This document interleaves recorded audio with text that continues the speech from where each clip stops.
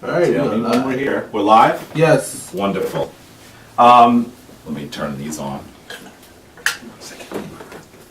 As I often forget, so you can get a better image here. Well, let me first start off by saying Neteru. We are actually at Sebkhet 7. That means at the conclusion of this evening, we will be halfway. And I also know that that means that you have a number of questions that still have not been answered. And guess what? I would love to say that by the end of initiation, all of those questions will be answered. That is not true. You are going to have tons more questions. It's going to take much more study. We are talking about integrating ourselves into a legacy that perhaps is one of the most prominent in Africa. And let's be clear, African people were ensconced in spiritual forms for probably millions of years. We have records, or at least archaeological evidence, of us actually practicing spiritual forms for at least the last 20 some odd thousand years, if not more. There is no way that you're going to get a really good understanding of all of it in 14 weeks. But as Baba Heru would say to us, Anika and myself, 20 years ago, he would say that initiation is really getting the toenail of the smallest toe into the pool. But even as you get that toenail into the pool is the universe. You're going to have so much more information, have so many more questions, have so many more ways that you can approach this tradition and other traditions. So you're going to get a lot, but a lot is a little. Does that make sense? That is just how it works. We're going to do, I promise I'm going to move a little faster now, because I think that halfway through, some of the things I'm talking about, hopefully you will be familiar with, so that we'll be in dialogue rather than you saying, what the heck is he talking about? Now, what does that mean? Does that mean if you have a basic question that you should stay quiet because you feel like it's a basic question, you should know it by now? No. Everyone has questions. When the folks who are Ankh carriers get together, one of the reasons why we get together is because we have questions. We have questions that have to do with practice. We have questions that have to do with people's expertise. We have questions that have to do with things that have come to us in meditation, the things that the ancestors have told us. You will always have questions. In fact, the more questions you have, tells you that you're on the right path. Being initiated into the Shrine of Ma'at, and by extension even having a relationship with Baba Heru, Ankh Ra Samad Sepata, means that we are committed to be here with you for the rest of the journey. Does that make sense? So just as I can speak to Baba Heru 20 years in and ask questions, I expect that if you have questions and you think that I might be able to answer, 20 years from now, you'll reach out to me. And that, I'm not saying don't reach out to me until 20 years. Please don't read it that way. Someone's going to say, man, we got to wait 20 years to ask you a question. What's wrong with this ball-headed dude? I'm saying that we're going to be in continued dialogue. And that continued dialogue will help us try to get the best iteration of the most ancient tradition. And that means that we're going to continue to be tweaking, continue to be figuring out how things fit, what doesn't fit, how should we do something differently, what should we return to, what should we do, who should we be in contact with, what communities around the country should we be in real communication with, what communities around the world should be in communication with, where should we go, how should we travel. Those are all things that we're going to continue to talk about. And I know that Anika and I and some of the folks in the first half of the Hemsanu have also been talking about some additional things that we want to do. They have cautioned me, some of them cautioned me that we're going to start slowly. And obviously, to me, this is starting slowly, right? But there are many more things that I think the Shrine of Ma'at should be doing. As you've heard me say, the Shrine of Ma'at is a public shrine. It is the kind of institution that we hope will, that we hope will allow us to make a larger impact in our community. So our goal is not necessarily to just be here for each other, although that is a very important aspect of what we do. but it's also our goal to do things outside for others. And I'm going to tell you, I am not aware of any Kemetic shrine that does that. And in some ways, that is you hear we call it a loving critique. It's a critique.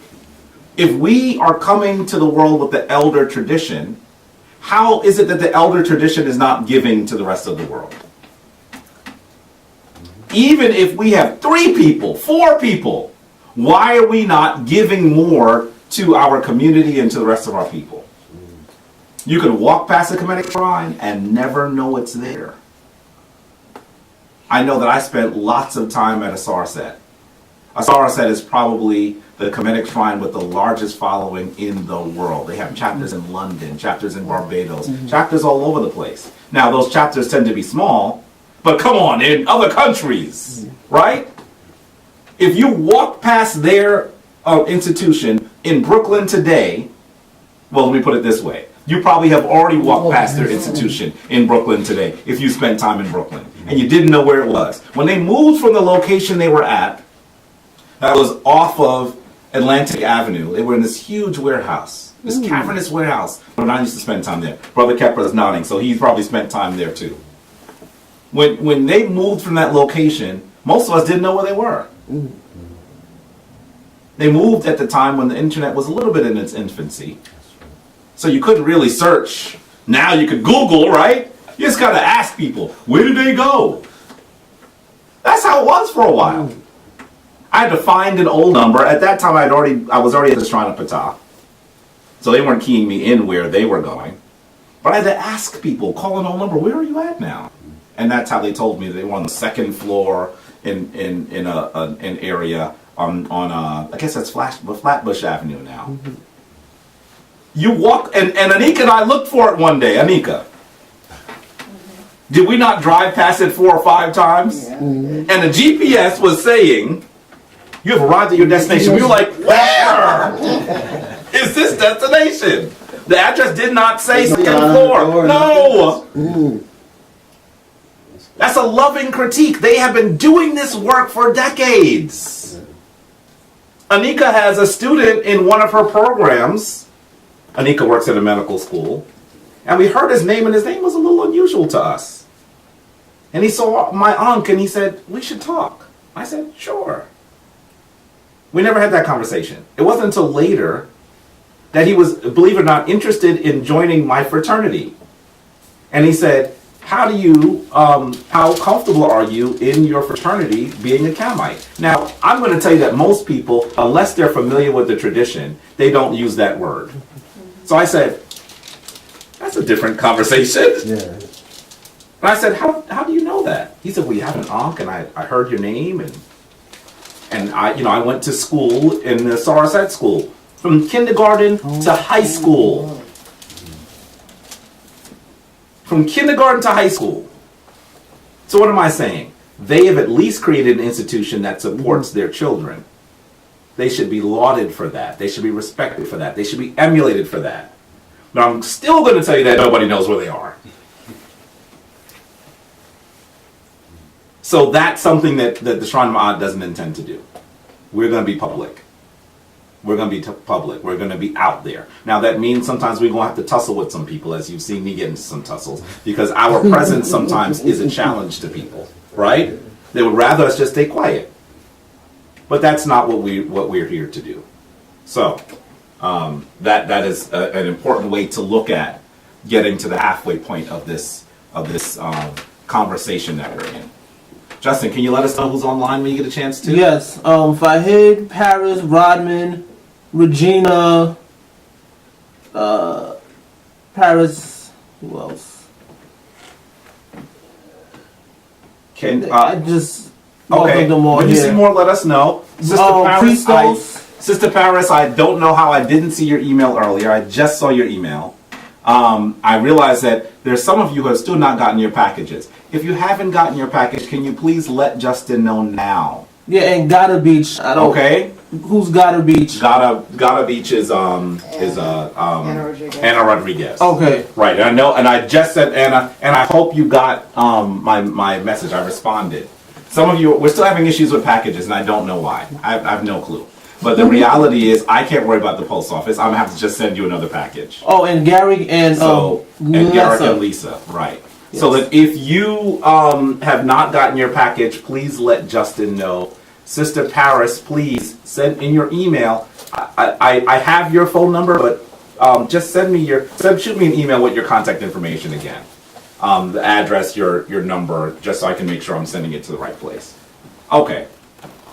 Now, as we talk about the halfway point and we talk about the fine tuning, this is a good time to talk about the issue that Brother Jamar just mentioned. I had a conversation with Baba Heru last week, and he said that he's been thinking that when we see each other, we should have a different greeting. Generally, when people in the Kemetic community see each other, we say Hetepu. Sometimes you'll hear not Hetepu. Some will say I am Hotep, which means I come in peace, right? You'll hear Hotep.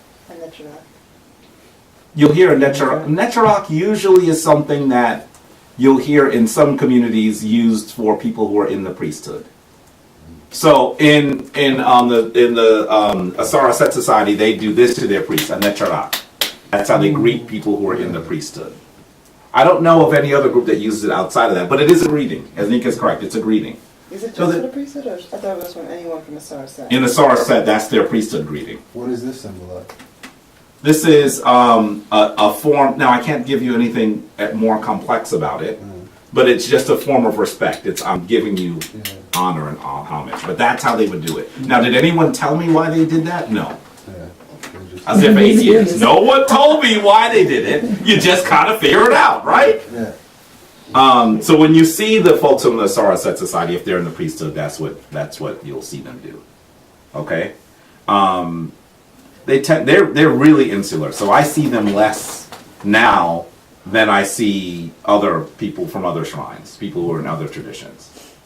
But they are still around, and I know that they have multiple chapters. We have a good friend who was actually in our wedding that was always very interested in the Kemetic tradition, traveled to Kemet with us, and then a few years later became an initiate of the Asara Set Society. She lives in Chicago. So you should know that we know that they are in Philadelphia, they're in Chicago, I think they're in Baltimore. We know that their main headquarters is in New York. They're in a lot of different places. Does that make sense? They're big. They're big. So that you will see, when you see them, you should know that's how you should greet them. How would you know who's in the priesthood? Can't help you with that. But that's something, when you learn, you'll be able to do that. The greeting that Baba Heru was suggesting that we do is that we'll actually say Ankh and Ma'at. Ankh and Ma'at. Which means basically life in balance, life in justice, life in... Does that make sense? Now, to me, that sounds like it sounds good to me. I said, Baba, we're the Shrine of Ma'at. So saying Ankh and Ma'at is fine for us. Now, I'm not suggesting that Ankh and Ma'at will replace Hetep or Hetepu, but I am saying that it's one of the things that we can perhaps say to people who are part of our shrine. Does that make sense? Okay, I hope you're with me. So I'm probably going to send an email out and talk about it. Baba Heru and I are scheduled to meet on Wednesday. I'm probably going to just film a quick video with him talking about Ankh and Ma'at.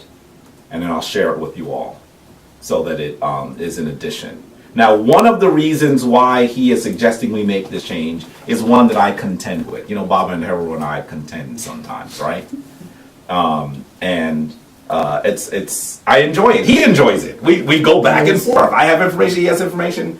It sharpens what we're trying to do. But one of the reasons why he felt moved to do this is because there are people who have soiled the term Hotep. Now, I know that you have heard it. I agree. When I first heard it, I said, what? I would see it online and attack anyone I saw using it. I got called that one day. It was like, until these hoteps. I was like, what? Until I realized that it was so much in the universe that I couldn't attack everybody anymore. It's a stigma. I saw it on television. Where did I see it? Was it on?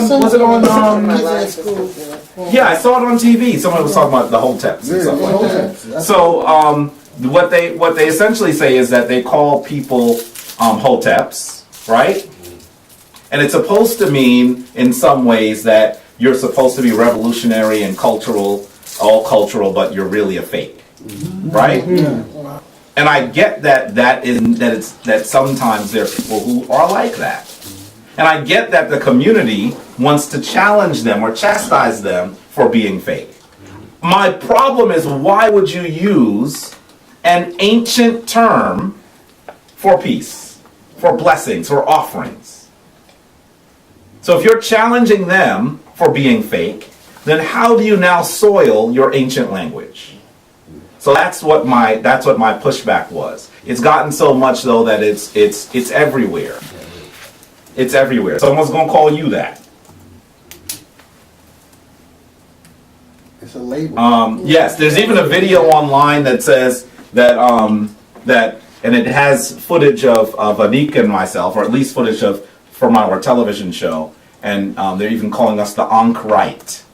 Instead of the alt-right, the Ankh Right. Wow. And they try to say yes. And I tried to get it removed, but I need to hire a lawyer to do it. It's derogatory. They lump everybody who has ever said anything about Egypt or Kemet or anything together. Some of those people in that video, I think, are ridiculous. Why am I included in there? But it is derogatory. They get things factually wrong. Their analysis is poor. It's insulting.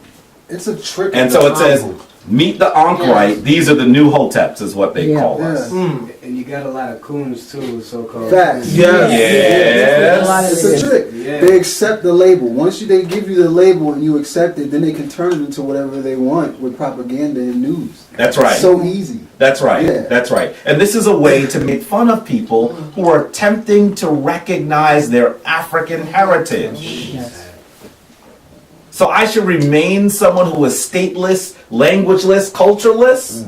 Yeah. I should remain in that category of an enslaved person, someone who they are attempting to take my humanity away from me? And sometimes when people say these sorts of things, I say, well, it's a really good thing that your opinion means nothing to me. Yes. But it is something that we're going to have to push back against, something that we're going to have to contend with. So that's one of the reasons why Baba Heru thought that we should begin using the greeting Ankh and Ma'at. But I think that it is still a wonderful greeting. I wouldn't change our greeting for that reason, because I do think that we should do what our ancestors say to do, even when people don't understand it or people are going to speak ill of it, because people have been speaking ill of our ancestors for a very long time. If we were going to change that because of that, then where would we be? You know what I mean? So that reason in and of itself is one that I push back with him on. But I think the general reason of trying to recognize that Hotep or Hetepu talks about greeting someone in peace, but it doesn't necessarily talk about the challenge that we're giving each other. And the challenge is to return to balance, to return to an ancient tradition. So Ankh and Ma'at, life in balance, life in truth, life in order, life guided by Ma'at, I think is still a very good greeting. So as much as we argued about it, we agreed, which is very funny. So expect that you'll be hearing from him shortly. You'll receive a video message from him shortly about why he believes that it should be something different that we should do. Okay? Now, before we go into the rest of the conversation, there are a number of questions. I got a really interesting email from Sister Regina. I did not get a chance to respond, but I did print the email, and I figured that it was the kind of thing that we could just respond to everyone about, because I know that your questions are the questions that everyone has. Right, so her question says, Hatepu Brother Jabari, can you clarify your lesson regarding us being the divine versus being on a journey to become one with the divine? Are you saying we are God according to the tradition? This is a fundamental challenge in all spiritual forms. Life. Yeah. Are we divine, or is there something outside of us that is divine that we are trying to connect ourselves to? It's a really good question. And I'm going to tell you, Sister Regina, I wish I could give you an answer that would be really satisfying? The best I could say is yes and yes. Yeah. That's not a good answer, but it is the answer. The reality is, we should look at our connection to the divine, similar to the way we. This is the analogy that Raul Nefer Amen uses in his book Neteru 1.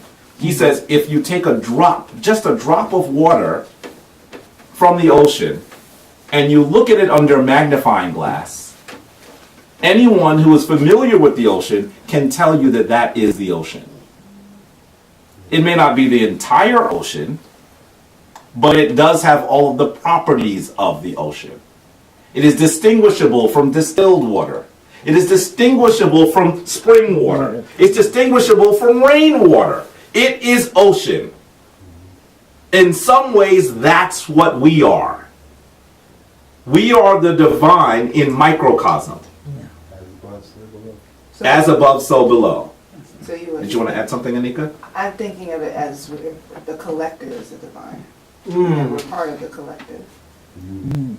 So as we galvanize and do things as groups, we generate the divine force, and as we do it together, that becomes, they're all becoming one. Now let me say this to you. I'm going to agree with her and disagree with her. That drop of water is the ocean. But a smaller version. It's the ocean in microcosm. You are divine. You are the stuff of divine. In fact, scientists can now tell you that the stuff of the stars is the same stuff you're made out of. It is exactly the same material. You have heard in your science classes that matter cannot be created nor destroyed. That means in some ways you have always been here and you will always be here. It means that all of the energy of the universe is you, and the energy of the universe, and you are the energy of the universe. Now, does something else happen when we gather and we cultivate divine energy together? I believe that we're able to come to a higher resonance, a higher energy in doing that. That's what Anika is referring to. When we are together, there are things we can do that are more challenging when we are alone. I know that after my fast, and we did our greeting, we did the opening of the way, I remembered, now, Brother Jabari, I need to fast regularly, right? Because living in this world and moving quickly means sometimes I'm not eating what I should be eating. And I also struggle with particular ailments that are connected directly to what I eat. By the way, what ailment is not connected to what you eat? But as I changed my diet during my fast, I realized that much of the mucus and much of the congestion that occurs in my sinuses and really throughout my skull, let's put it that way, had cleared. So when we chanted Ankh together, there was a vibration in the center of my head that I had not felt before. Now you know that we don't chant Ankh that long, 10 seconds, 15 seconds. By the 7th second, my head felt like it was going to vibrate off my body. It was actually disconcerting. Can I do that alone? Absolutely. But does something else happen when you're in tune with other divine vessels? Absolutely.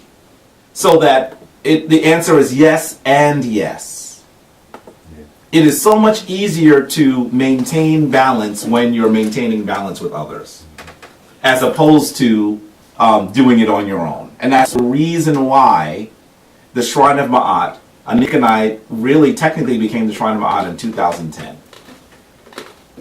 That's when we were given our ankhs. That's when we were told that we were the priests of Ma'at. But let's be very clear that we realized that we were going to have to do something with people. That we were not going to just be people who carry ankhs and marry people and just go home and do whatever we do. That we were going to do something with our community, with other people who are coming into the legacy. So, and I know that's much to Nika's chagrin too as well. Look at her face. It would be much easier to do that. There are priests that are ankh carriers that really, I mean, it talks more about how they live rather than what they do. And I'd like to say we, even though I know I pushed quite a bit of it, we decided that that's not who we were going to be. That we were going to be those individuals that were more public, that were going to be working with people, that were going to be trying to reinvigorate the legacy, particularly because at the time that we became priests, one of the reasons why it happened at the time that it was, you've heard me tell this, some of you have heard me tell this story.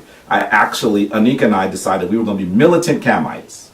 We were going to march down to Baba Heru at his studio and tell him that he was going to have public sessions, initiations, all those things that we were familiar with in the Shrine of Ptah or before. He was going to do it again.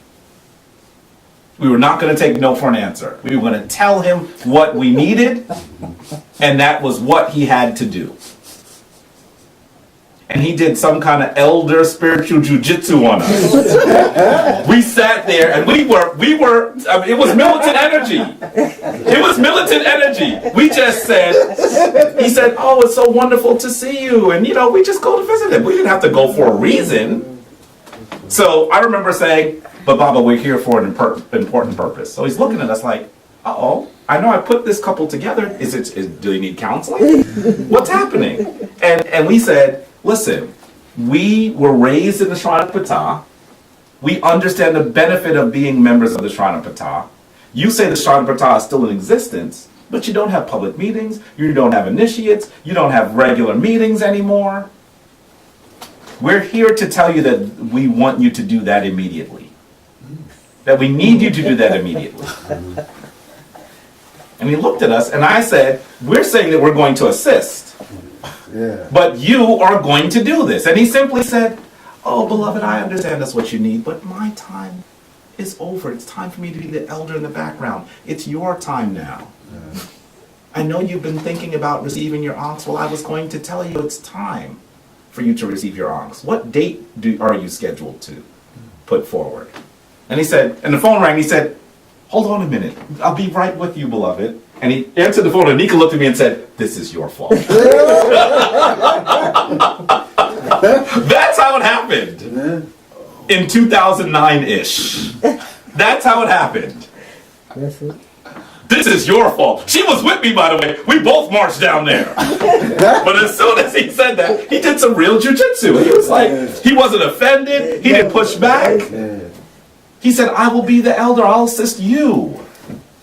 And so that is what happened. So when our elder tells us that there are things that we need to do, or he, in his wisdom of doing this for a long time, we definitely want to be able to be in conversation with him. Okay?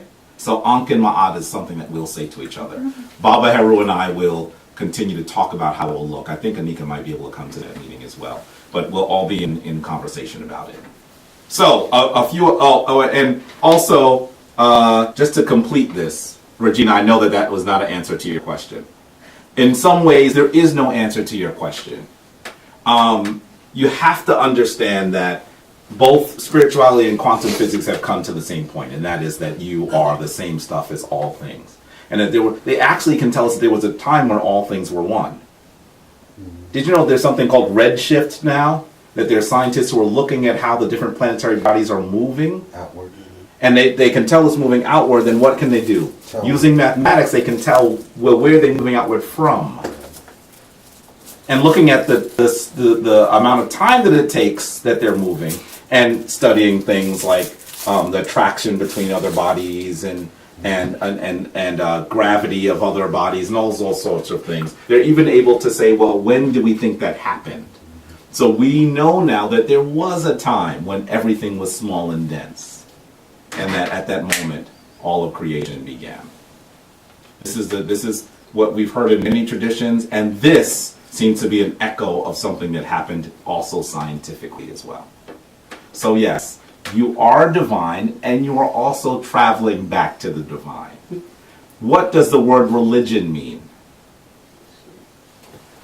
I'm coming to you. Question or comment? No. One, Regina says that she thinks she completely understands. Oh, good. Okay, good. So I did answer the question. Yes. Go ahead with your bad self. Religion means to be tied back. To be tied back. To bind. So if you have to ask yourself, what are you being tied back to? There was a point where the universe was one. And our goal is to return to the oneness. Because the world that we live in can seem chaotic, it can seem like it's all over the place, but in actuality it's not as chaotic as we believe. that there is an order.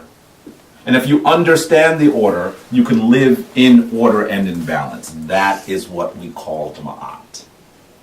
This is the very structure of the Kemetic temple describes this. In a later session, we're going to describe the Kemetic temple to you.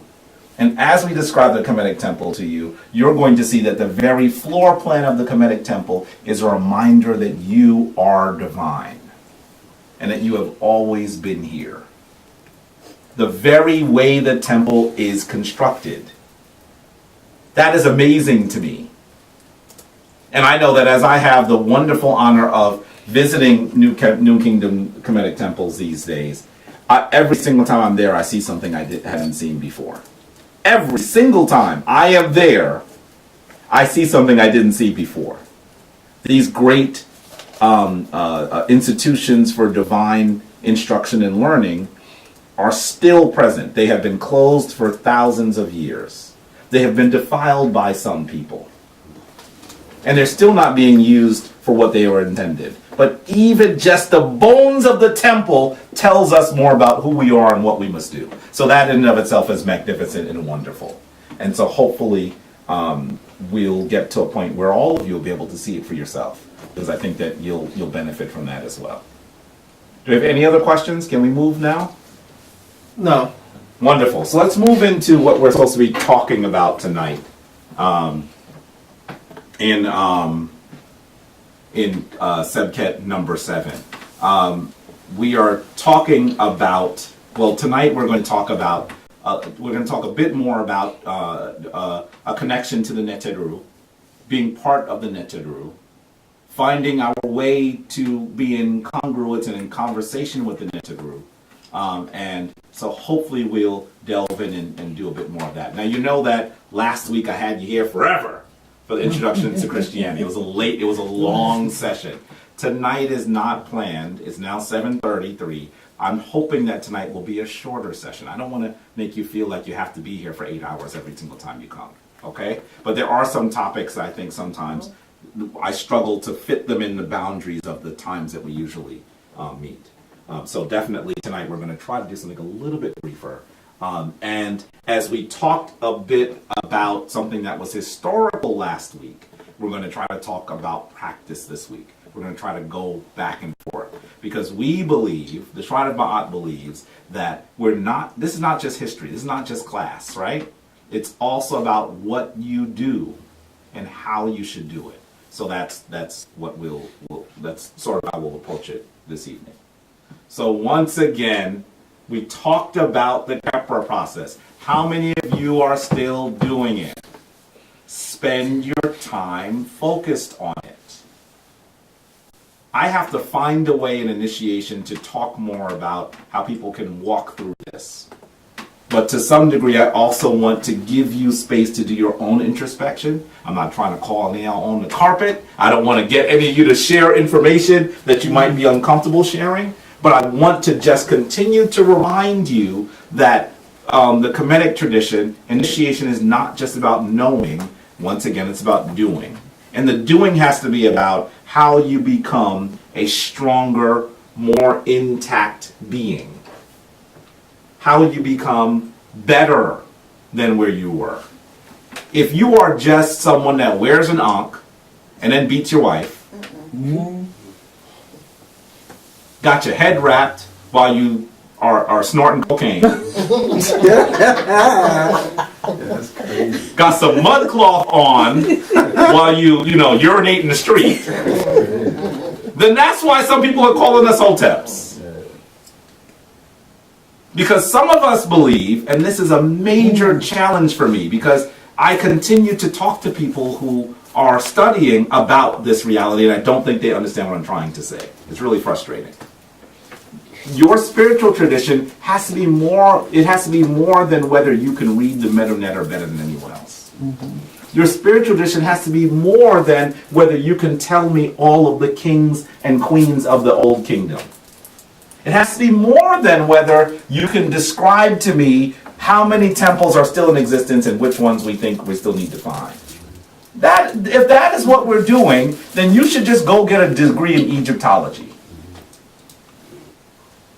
That's not what this is. Now, it does not mean that we should still not be learning information so we understand what we are reconstructing. That is of critical importance. But your spirit tradition is about what you do when you fall down and how you stay standing erect when you are standing erect. What do you do on a daily basis that helps you be your best self? That's what this should be about. Any spirit tradition should be about that. If it's not about that, then spend your time doing something else, because it is then a waste of time. And so this is something that we hope you get, and we hope that you're using the Kepler process to help think about those things that you are doing, those behaviors, those thoughts that prevent you from being the shining being.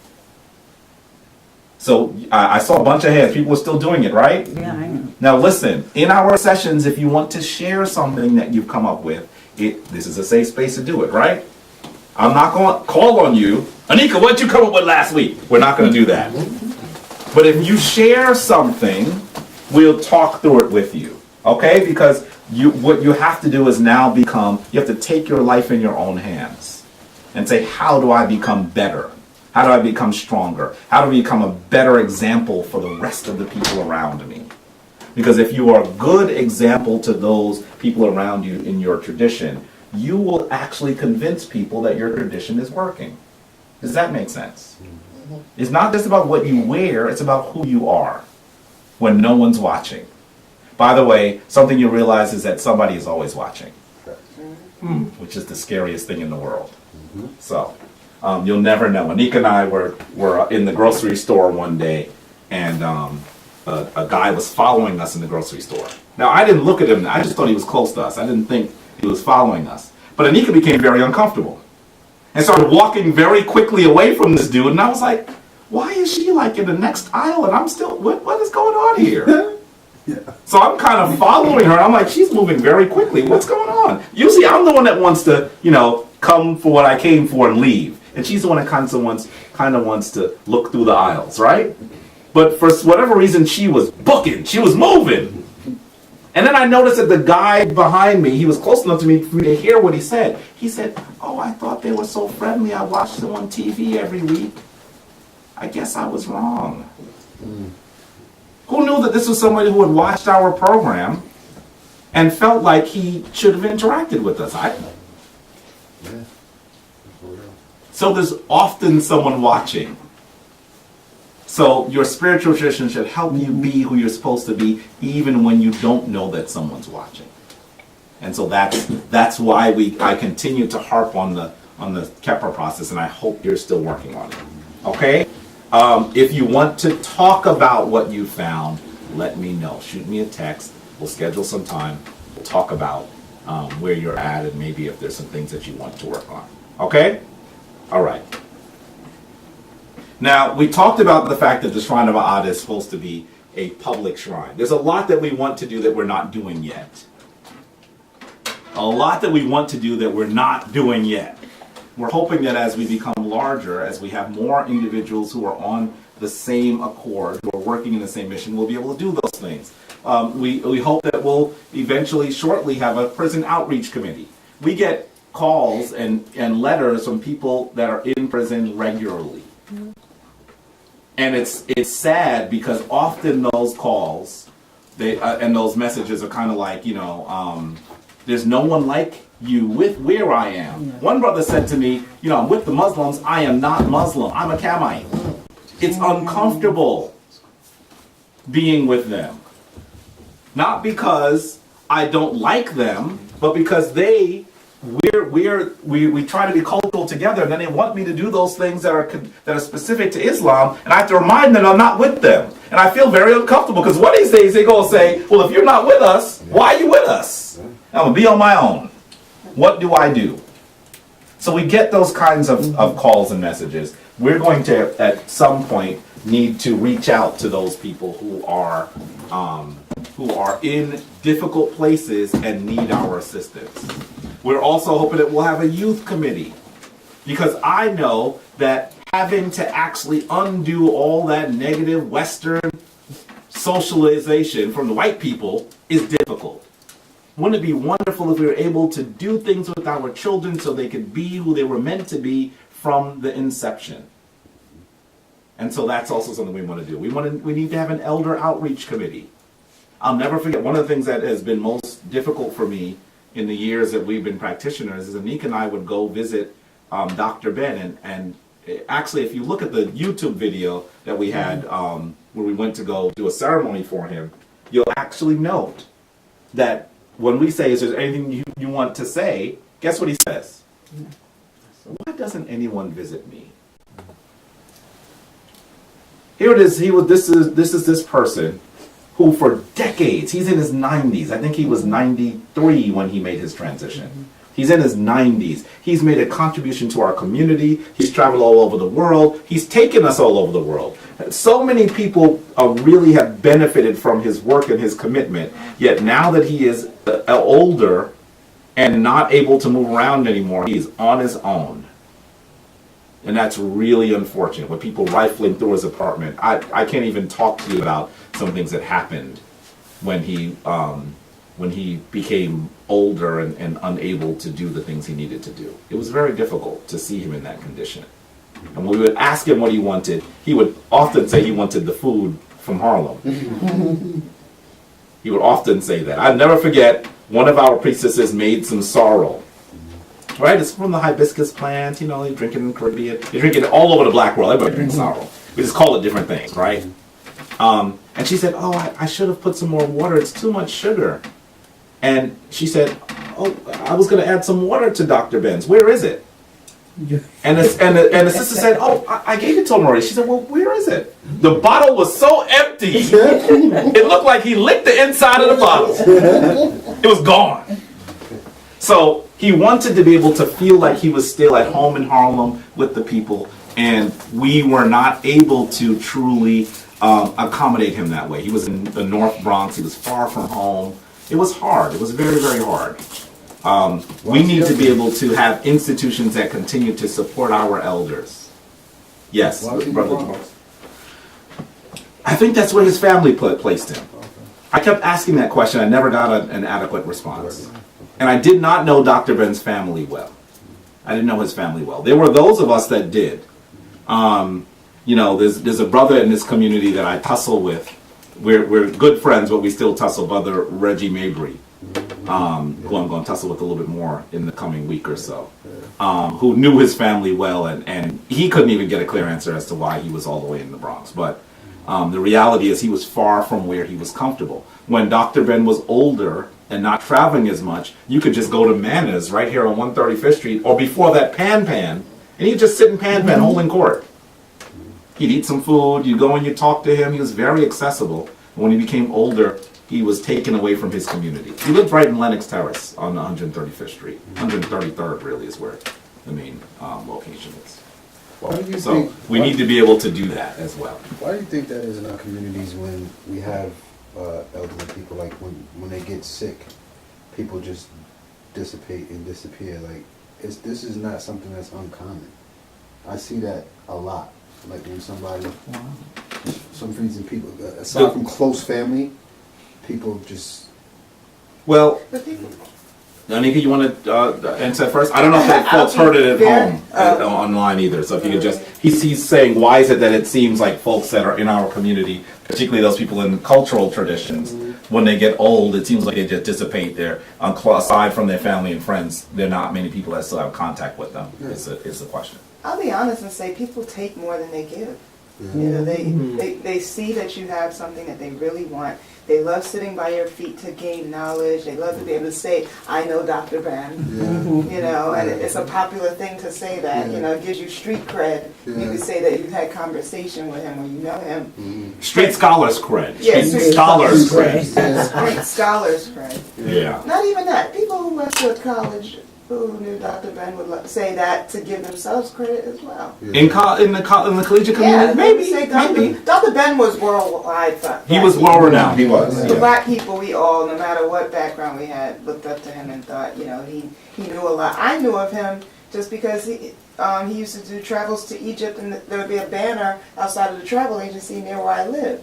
So as a child, I used to take trips with Dr. Ben and didn't even know who he was. Crazy. But I mean, I would be like 5 years old and see that up on the walls. But you know, when it comes down to really doing the work, you see who's really committed, and that's what you find out when people get older. Who's really down for them? Who's really going to support them? Because it takes work. It's hard to see your elders aging. Yeah. I mean, as someone who had to take care of a 104-year-old woman, Right. my grandma, Mine was it was 103. I hard know. to Yeah, it's hard to tough. see it's them hard to see in them. that condition, and Yeah. you don't necessarily want to see them in that condition. So if they're not directly your family members, you don't always No, I feel get as it. obligated. I get it, yeah, because like you just said, my great grandmother, she died at 103, and even as her caretaker at that moment in time, it was hard for me to even see. So a stranger or even somebody that's not close like that, it makes sense as to why they want to be a part of that situation. It's really a downer, really. Mm-hmm. But It's hard. Yeah, It's it's hard. tough. We have to continue to maintain those contacts. Yeah. I know that I got a chance to know Kwame Ture a bit more when he was an elder as well. In fact, after we just really got to really know each other, he made his transition. And I remember he was really up in Columbia Presbyterian Hospital, really dying. And no one came to see him there either. I mean, they had to collect money for his burial. wow. This is the kind of challenge Yeah. that people have when they give their lives to our community. Yeah. And, you know, I always say that if you see someone who has been spending time developing their understanding of our traditions and our culture and our history, and then you see them doing something else, you think that they fell off, that something's wrong with them. Right. But the reality is, this lifestyle doesn't really pay. Right. Yeah. You know, and then when people ask to be remunerated, then they're just scamming. But they have to eat too. Right. So it's a difficult thing. It's a really difficult balance. Balance, yeah. You know, and so that's part of what Dr. Ben was dealing with. That balance of becoming an elder and needing assistance, but people not feeling like they wanted to really be responsible, one. And the other thing is that sometimes people had 8 trillion ideas. Everyone wants to give you an idea, but they don't want to do the work. And so that's another problem too. And that's the reason why, while I struggled with my brother Reggie Mabry, who was a person that's into studying ancient Kemet that you've seen. Some of you have met him or seen. I will always give him credit because I know that when I would see him, sometimes he would literally be driving Dr. Ben places, taking him from the nursing home to the Association for Classical African Civilizations conferences. That was hard. I looked at him one time, I said, "How you doing?" He said, "I will never do this again. This guy is a nightmare." And Dr. Ben looked at me like this. And I was like, "Oh my goodness, he is enjoying this." You know what I mean? He said he would get on the road, he'd say, "I have to use the bathroom." He would take him to the bathroom, come back, get on the road, "I'd use the bathroom." I said, "You just use the bathroom." "I want something to drink now." "Well, why did you say we were in there?" He'd pull over to the side. Then he'd come back and he'd drink his, "I had to use the bathroom." He's like, we made about 29 stops from here to DC. I said, "Well, he's an elderly man." He said, No. He was enjoying at one point ordering me around. So it's difficult to care for our elders. And we do not have the institutions to do it. You go to the elder institutions, some of them are run by the Jewish community. Yes. A few are run by the Christian community. But what do you do when you're a cultural person? I mean, what do you do? I went to see Anika's grandmother and mom, and they had the schedule of events. And they say, "Oh, we have non-denominational church." And I always think, whenever I saw that sign, what happens if I'm here? Yeah. What if I can't speak for myself? Are they be coming over here and praying with me with the Bible and be like, Actually, it "Oh, was please take me. Catholic Take me." services and Protestant services. Yes. Yes. Not Catholic even non-denominational. and Protestant. Catholic and Protestant. So they were trying to say, "Hey, we give you a variety of the same book." And not even Jewish. So this is a challenge. Not even Jewish. No. It was owned by Jews. Yes. But most of the people in there were not Jewish. Yeah. So- the Jews were making the money, They but make they the had money. their people in another facility. Yes. Yeah, they do. So we have to This do is a more. major need. We have to Yes, do it more. is a And it's one of those things. I see you, Justin. I'm sorry. He's waving like he's at a ball game. Like, hey, brother Justin, what were you gonna say? So Fahid says perhaps it's the manners that we picked up from Tamhu and pop culture, and Yes, Saeed he's added that, absolutely saying that we're not instructed on the way to connect with our elders. That's probably why they're Listen, disappearing. facts. Mm-hmm. Listen, Yeah, you well, cannot say that because listen, there were no nursing homes in ancient Right. Kemet. No. They just live together. They were- Yeah, you would care for your parents. Now let's be clear. I recognize why people need to put people into nursing homes. Right. Because the reality is the way that we work today Yeah. makes it really difficult. You're going to spend 10, 12 hours at work. You can't leave grandma at home by herself like that. Yeah. I remember Amika was really traumatized when she heard that her grandmother, who loved to cook, would just leave the fire on. She would forget it. That's how my house burned down. And so there's a point where you say, well, what can we do? Because none of us are able to be here 24 hours a day. We have a lot of work to do. But it's also cultural because, people in the Caribbean probably have a different way of treating their family. I doubt there's a lot of nursing homes in Jamaica and Trinidad. People stay in each other's homes. In modern day Egypt, when they build houses, they don't even put a roof on top. One, because you don't have to pay taxes if you haven't completed the construction of your home. But two, the expectation is when your children get old enough and they marry, they build on top of the house and they just move upstairs. And they stay in the same complex. So the families stay together and they take care of each other Yes. within the same household. Yeah. Here we're trained to, and probably something that came from Tom who, as soon as you get of age and you want to get out, 17, it's time to get out. and be independent, Once you get run. grown. You go out, you get your own place, you do Yeah. your own thing, and nobody tells you what to do, and you don't have to take care of anybody. Yeah. The challenge with that is It's funny you said that because my grandmother, I took care of my grandmother, and when I couldn't do it anymore, my aunt took her down south, and my grandmother died in my aunt's bedroom. Because that's what we did, and it's so funny because I did the same thing with my parents, and then my daughter made a statement, "Oh, well, I'm gonna put you in a nursing home." I said, "Oh no, you won't." Oh no, but that's something that she's getting from this. Yeah, and it's also generational. Yeah. Well, let's say I'm going to both blame us and exculpate us at the same time. Because on one hand, recognize, yes, I think that there's an expectation that you're on your own. Because this society, one of the hallmarks of Western society is what they call individualism. Yeah. So you're supposed to be on your own. We make fun of societies that are more communal. Yeah. That's what we do. So that's one of the things. But the other thing is, in order to survive in this society, people work a lot. Yeah. And having to do that, it Yes. becomes more difficult to be able to care for people. We don't have the sort of businesses, most of us don't have the sort of businesses where we're at home. Right? Even nearby. So or even nearby. Some of us are traveling over an hour and a half to work.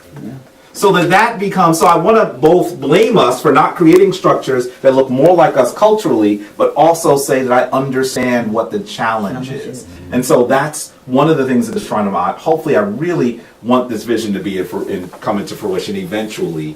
I'm trying to finish the 501c3 paperwork. It's going to be submitted shortly. I'm hoping within the next few weeks we'll submit the paperwork, right?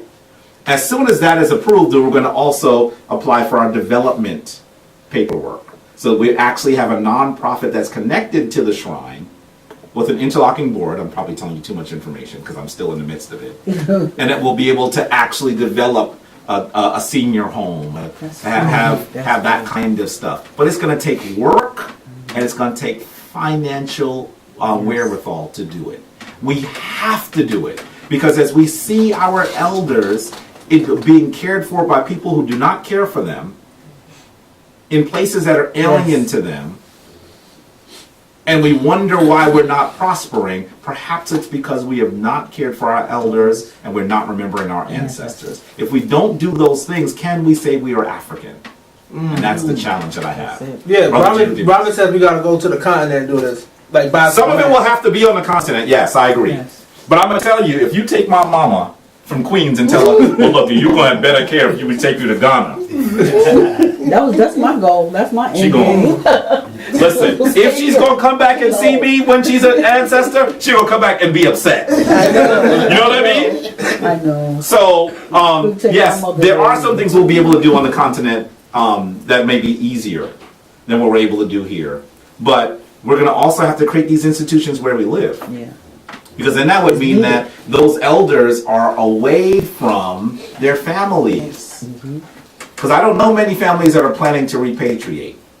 Anika and I would love to be able to have a home. It's still one of our plans to have a home on the coast of West Africa that we can go back and forth to. But our plan at this point is not to be there 100% of the time. We would love, Anika and I always joke that we want to be at the point where as soon as we see the first snowflake, we're at JFK. Yeah, that's what I'm talking about. Uh-oh, JFK, get your luggage. And just be gone. The whole winter. You know what I mean? Just be in Ghana or someplace else. And then as soon as it gets a little warm, maybe around now where we'd still complain. Next week, No. maybe. Next week, she said, mid-April, we'd be back.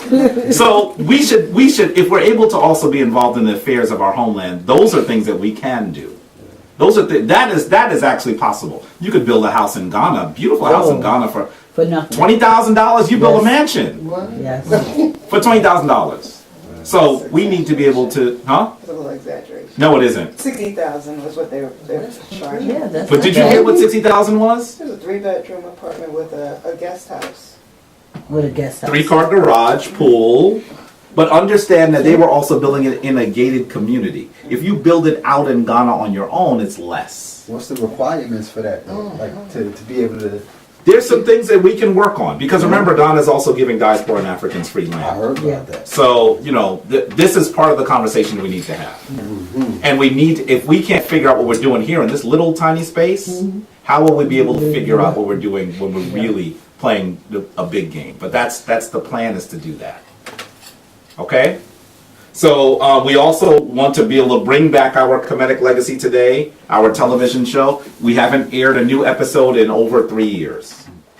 And people still talk about it. There isn't a week that goes by that someone doesn't say, "Are you still filming? I haven't seen a new episode in a long time." Because it reached a lot of people. We also have Ancient Wisdom Daily. We want to be able to create spiritual brochures. You know that people come to your house, ring the doorbell, ding dong, and hand you stuff. The track. Constantly, they're handing you stuff. Well, we should be able to hand them stuff too. We should be able to hand them stuff. I'm going to say to you that another member of the Hemsenu, one of the people that went through the first half of the Hemsenu, Sister Elaine. When I first met her in person, she brought me the booklets that she got from Asara Set in the early 80s. Wow.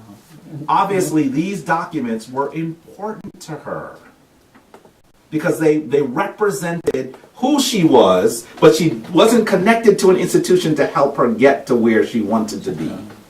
That's why she came here. But she'd been holding that stuff for nearly, 30 years. over 30 years. Just think about what that means. We should be able to also give people things so they have a tangible way to connect to us and to connect to the legacy. And so that's something else that we need to be able to do. And then, of course, we also want to be able to, and I've mentioned this to the rest of the Hemsenu, the folks that went through have heard me say this 80 trillion times. Some of you have not heard this. So Brother Wiseman and Justin have heard this many times. But the other thing that we want to do is start a Senet League. I know his son says he's playing already. Yeah. So when he's beating everybody up, just know that Brother Jamar had a head start. But Senet is one of the oldest board games, right? It comes from ancient Kemet, and we want to be able to have a league where people play again. Why? Because the tradition should not always be so cerebral, right? We should be able to do some things. You just go and you have fun, eat some food, play some games, laugh. Culture is not just reading and studying, right? It's what you do when you're off time. That's when the relationships will truly be made. And so that's also what we want to do. So understand that that's I'm having part of this conversation now because as of tonight, you'll be halfway. You're going to be entering into the larger conversation with the other half of your class, the other half of your group. And hopefully we're going to be coming back to you and saying, we want to do a lot. We need you to assist. And so that's part of what's definitely going to happen as we move forward. Any questions about this really quick before we move on? No questions. It's now 8 o'clock, so we're moving a little faster. So tonight I also want to talk a little bit more about invoking the Neteru. A little bit more about it, because I know that when this becomes very cerebral, people have a lot of questions about how do I use these principles in my life. And I know that to some degree, that is also what Sister Regina's question is about. She might not have said it that deliberately, but that's what she's saying. What are we doing? How do we connect to these divine energies? And so this is a conversation that we're going to continue to have. So as you look at this image, what are you seeing? Anpu, the side. You're seeing Anpu. Where's Anpu, Brother Jamar? All the way to the left. All the way to the left. This is that black jackal, right? By the way, there are no black jackals. Jackals are only brown or gray. So right off the bat, you should know that this is spiritual symbolism, right? And then what else are you seeing in this? Sar. You're seeing a sar. Where's a sar? Right in the middle. Right in the middle. Right in the middle. A sar is often depicted with a green face. Sometimes they say that is plethontic. That's new. Yeah, that's a term that you'll hear when you talk to archaeologists. It simply means connected to the earth. So there's some deities that are connected to the earth. And so that is one of the reasons why they say he has a green face, because he is a symbol of rebirth and renewal, as is the earth. We'll talk much more about Asar in a moment. What else do you see here? And like when they're dressed like that, is that just a regular townsperson dressed like that particular uniform? Why is he asking that? Come on, Mo. Don't just let Jamar just ask all of the questions, make the statements. What else are you seeing? Am I seeing a flower coming? Mm-hmm. Is he- But listen to let's go with what he said first. Okay. You said, well, as he's dressed like this, is this just a regular townsperson? Does this look like he's probably a king? No. He's the common. So he's likely someone. Often the artifacts that we see left behind are for people who had the money to create artifacts that would remain, Yeah. right? Yeah. So it's likely that he's a noble or someone that has high stature, That's the one I but was he is not a king. Yeah. You're not seeing a king there. There's another reason why you should assume you're not seeing a king, because if you look at now we're not looking at the whole thing, but do you notice that even if you can't read the glyphs, what are you not seeing? Now listen, even if you can't read the glyphs, what are you not seeing? What would tell us that this person would be royalty? Oh, Crown. the Shen. Not the Shen. What's the right? It's Shen, yeah. That's right. He's about to correct himself, but he's already I was about correct. to say cartoons, and I was like, Right. no, the Shen. Not yeah. necessarily true. Oh, tell us more. Okay. Because it's just more than one name and only one shows in a Shen. Mmm. So if there's one of the other four names are written, you wouldn't see a Shen. That's a fact. That's a fact. She makes a good point. She makes an excellent point. What we're saying here is that you, even though you're not seeing the entire thing, this is just the top of this particular artifact. You should recognize you're not seeing a Shen, so that might mean that they're not royal. Now, what's the Shen? What do you usually hear the Shen being called? Cartouche. The cartouche? Why don't we use the word cartouche? And I saw your hand, Zephaniah. I'm coming to you in a sec. Why don't we use the word cartouche? Because it's Why? not our Let me say word. it this way. Why shouldn't we use the word It's cartouche? not the correct name. That's the most practical answer. And isn't it This- Greek? symbol of this. Isn't it Greek? Is cartouche Greek? It was a simple. Brother Kepra, I see Kepra's hand is back there. Oh no, I thought it was. I had thought it was something to do with the French for some reason, and cartouche that had something to deal with like a gun, ammunition, Mhm. and that's more. That's death. I mean, that's really anti-life. Whereas the Shen supposed to symbolize immortality. Mmm. When your name is inside that, Mmm. your name will live on, as opposed to a cartouche, which is clearly antithesis of life. Well said. Well said. And I know that some of you at home may not have heard all that he said. I'm going to try to repeat it as well. Now, cartouche, as Brother Kepra is telling us, is actually a French word. This is one of those few words that's French and not Greek. When Napoleon took his soldiers and his scholars to Egypt at the time, and they looked at the monuments and looked at the temples, they recognized that they would see a statue of someone, and they would see some glyphs in this oval-shaped item, and then they'd see another statue that looked like the same person, and it would have the same glyphs in the oval-shaped item. So they began to realize this is likely where the names of the kings and queens are. They were correct with that. But the soldiers looked at it and said, you know what it looks like? It looks like the thing that we hold our bullets in. In English, the word would be cartridge. So they began to call them cartouches. Now, if I wish I had known I was going to spend as much time on this particular issue, I would have actually had some more items for you to really get a sense of what it looks like. But understand that when you look at this thing that we actually call the shen, it's shaped this in this manner, and it looks like it's a rope. And how is the rope depicted? Someone tell me. Did you notice it looks like it's a rope? Yeah, it's like There's one on my ankh, but it's not as clear here because there's so much going on in the ankh. But this is my shen here, one of my shen, and my shenu. And you'll see one here as well. This has my name, my Kemetic name, Heru Jedin Ma'at Aten Ra, written out. And then this is my name in picture form. Good, exactly. Thank you. I'm glad you thought of that so quickly.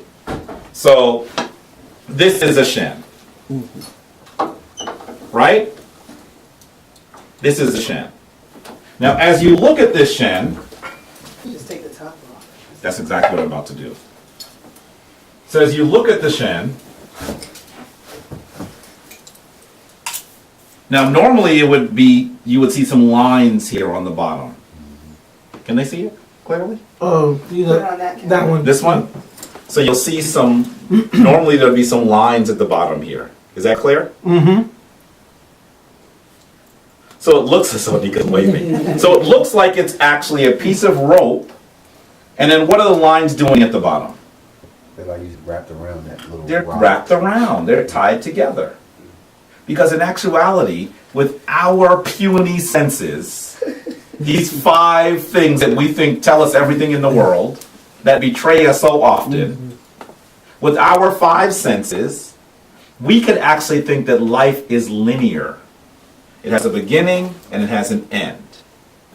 But when you have a deeper connection to the divine, a deeper connection to the principles of Ma'at, a deeper connection with the ancestors who may be in communication with you, then you begin to realize that that concept of a linear life is actually not what is happening.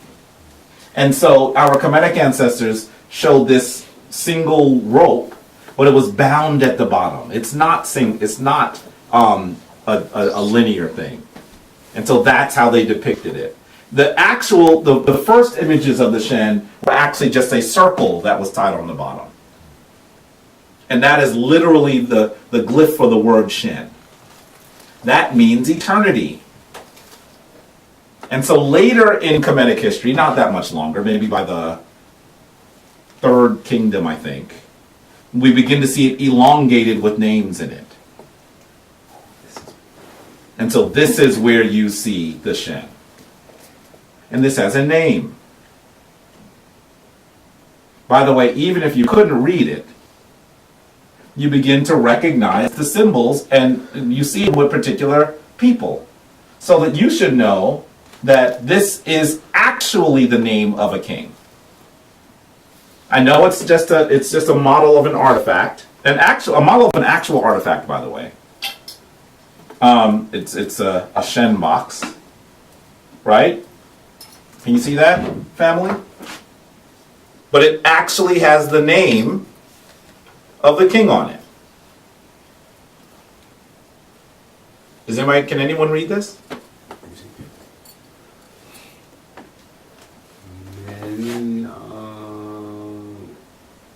Well, first let me ask this. Which direction would you read it From in? right to left, so it's... Why is he saying right to left? Because you usually read into the faces. Into the faces. See the bird here? That's too common.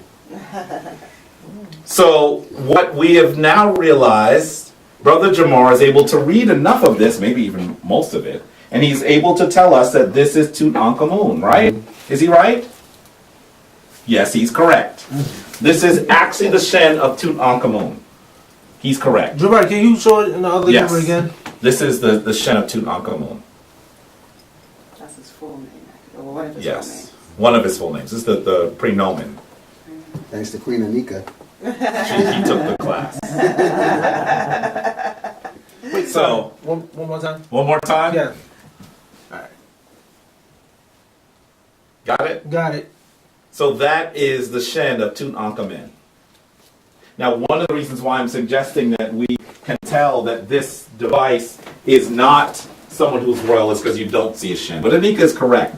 It's not entirely true. It's possible that you might see the Shen someplace else, right? And most kings, almost all the kings in all Kemetic history, had how many names? 5. Well, Had 6. 5 names.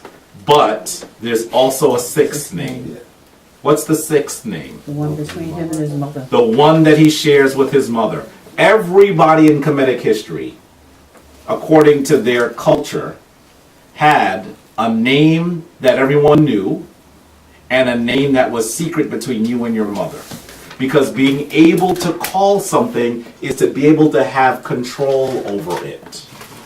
And so if you had a name that only the person that put you into this world, the person that is perhaps most invested in your survival, your success, your nurturing, if you had a connection to that person that could not be broken by anybody, you could still always be in power and in control.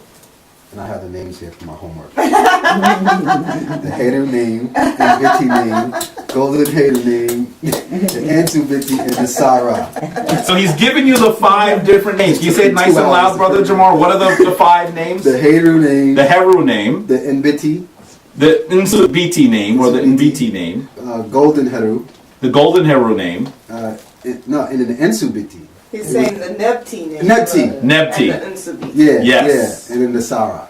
and the Sarah name, the son of Ra, Sarah name. Okay? So all of the kings had 5 names. Only one of them would have been in the Shen. Or 1 or 2. 1 or 2. Sometimes you'd see more than 1 in the Shen. Actually, it's 1 or 2 would be in the Shen. Anyway, understand how this works. So what else are you seeing here? So you're seeing a guy that's probably a noble. I saw Sister Leslie say something about the way he's depicted. The pose of adoration. He's in the pose of adoration, but here is a little bit But I interesting. noticed that he's opposite. Yes, notice that his arms are facing, he has right and left behind. There could be several reasons why. But understand that it may also be, and I can't see this clear enough, sometimes when the Kemetic people wanted to depict it in a different place, you know what they would do? They would just switch the hands. Which is also very interesting, because remember, this is all about symbolism, right? He has 2 right hands. It looks like he has 2 right hands, but I'm not really sure. I have to see it closer to really be able to tell that. That's definitely too right here. We'll talk more about right hands and left hands in another session, but I want you to understand. I have to give you a little bit at a time, right? Because if I give it to you all, and you can say, just give it to them all. No, I'm saying he's just giving. He's just giving. Because generally when we do the pose of adoration, what does the left hand do? Give energy. The left hand gives energy. That's why it's forward. And the right takes. And the right takes. Even in the position of adoration, there's a meditation on how you should live. There are people that want to just do this. Just take. And they don't recognize that you have to take and give. And they also don't recognize that you're supposed to give before you take. That giving is more important than taking. So that's one of the reasons why they're depicted in this manner. Now, in this instance, he's giving and receiving. I'm not going to go into left and right here. That's for another discussion, folks. I don't want to cloud it too much. But you see that he's giving adoration and honor to these divine forces, right? Now he's giving the adoration and honor to Asar and to Anpu. It's likely that this stele was made when?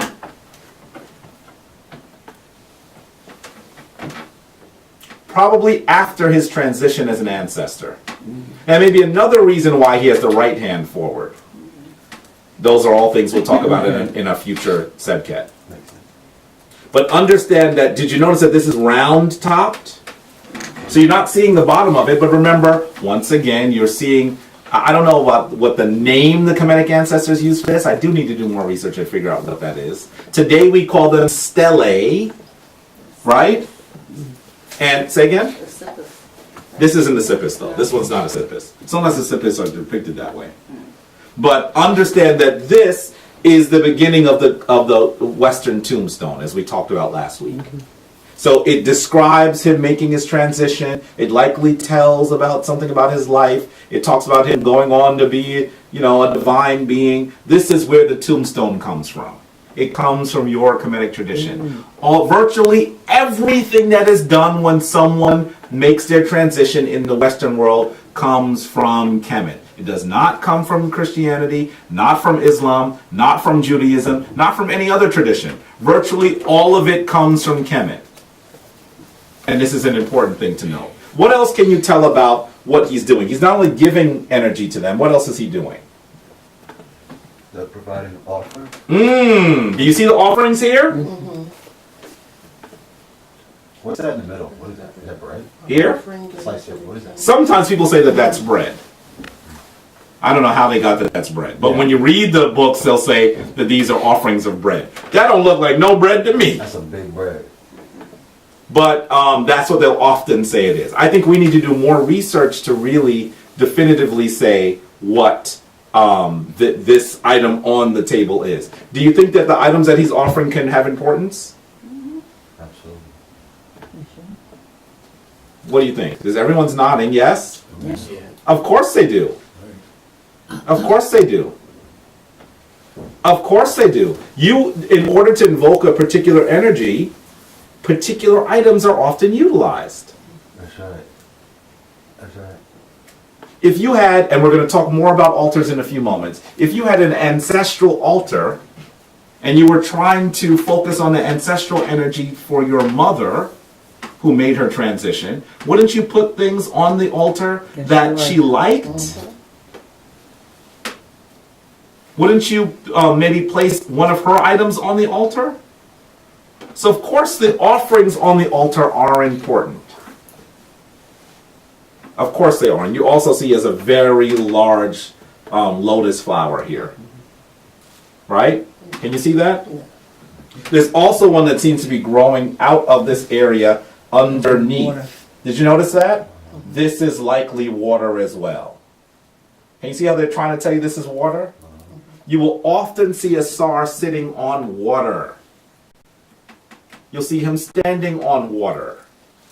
It is possible that this is where some of that description of Jesus walking on water came from, because we know that Christianity comes from the earlier traditions. So these are some of the things that you'll see. Now I'm going to tell you in future sessions we can actually talk about reading some of this. Jabari is a basic reader. Anika is so much better than I I'm am. actually reading it now. But there are many things that you can read that are easily read here. Nebhe, Nebhe. Where do you see Neb? right above the Neb. Tsar's crown. Right above- Yes, yes, yes. This is the symbol of Heh here. You see the twisted rope? The symbol of eternity? This is the word Heh. So it's And there's all Nebhe, eternity, Lord of eternity, or all eternity. or all eternity. Then you have the Tsar's name Here. above the symbol for power, Right. Heka, which is what Right. he's But we're holding. not going to go into it all here because the folks at home won't be able to see it very well. But understand that, and you're going to do a session on the language. Okay. So understand that there is a lot that you can read here. Now I'm going to tell you, as someone who looks at these very often, I can just look at this without knowing what it is and tell you what region it probably comes from, or what period it probably comes from, because it looks like the way that Tutankhamen was depicted, right? They even tell you the It looks like Tutankhamen, does it not? It's an OS, right? What is it? Do these faces not look like how he's depicted? When you read them more, you'll recognize it when you see them more. So this is likely 18th dynasty. This is what we're seeing after Amenhotep III. I'm sorry, why did you say that? Just because of how the people are depicted, how their faces are rendered. Okay. So that's something that I end up doing. I lead tours in museums I've never seen before. It's a little strange. Yeah, it's likely after Amenhotep III. So what? Say again? 18th dynasty is what I'm talking about. Yeah. So what you often do, say again? Well, you said how their faces are represented. I'm looking at how their necks are jutting forward a little bit. Right. I'm looking at how the size of the eye to the rest of the face. So that's The faces look very youthful. Okay. So this tells me that it's likely 18th dynasty after Menhotep III. So without even knowing it, I'm in a museum, I can look at an artifact and say, let's talk about the 18th dynasty. Does that make sense? So that's something that the more you look at them without even reading anything, there's some things that you can know about what you're looking at. Yes, Brother Zephaniah. In fact, you had another question I forgot to get to you on. Oh, no, it was more of a comment. Yes.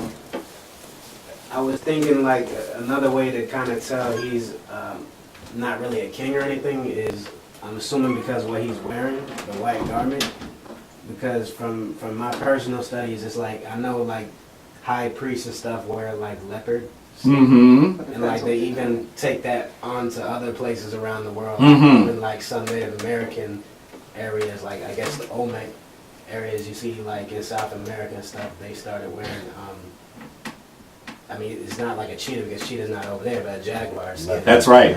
So I guess they took that same concept from ancient Kemet and brought it elsewhere around the world. That's right.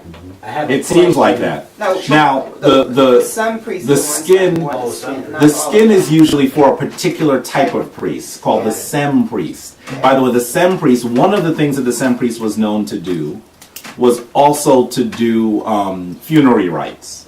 So when you see Jabari doing a funeral, you'll see me wearing the cloth. I don't usually wear it. You guys haven't seen me wear it before, right? Why is Anika smiling? Just think about Paul.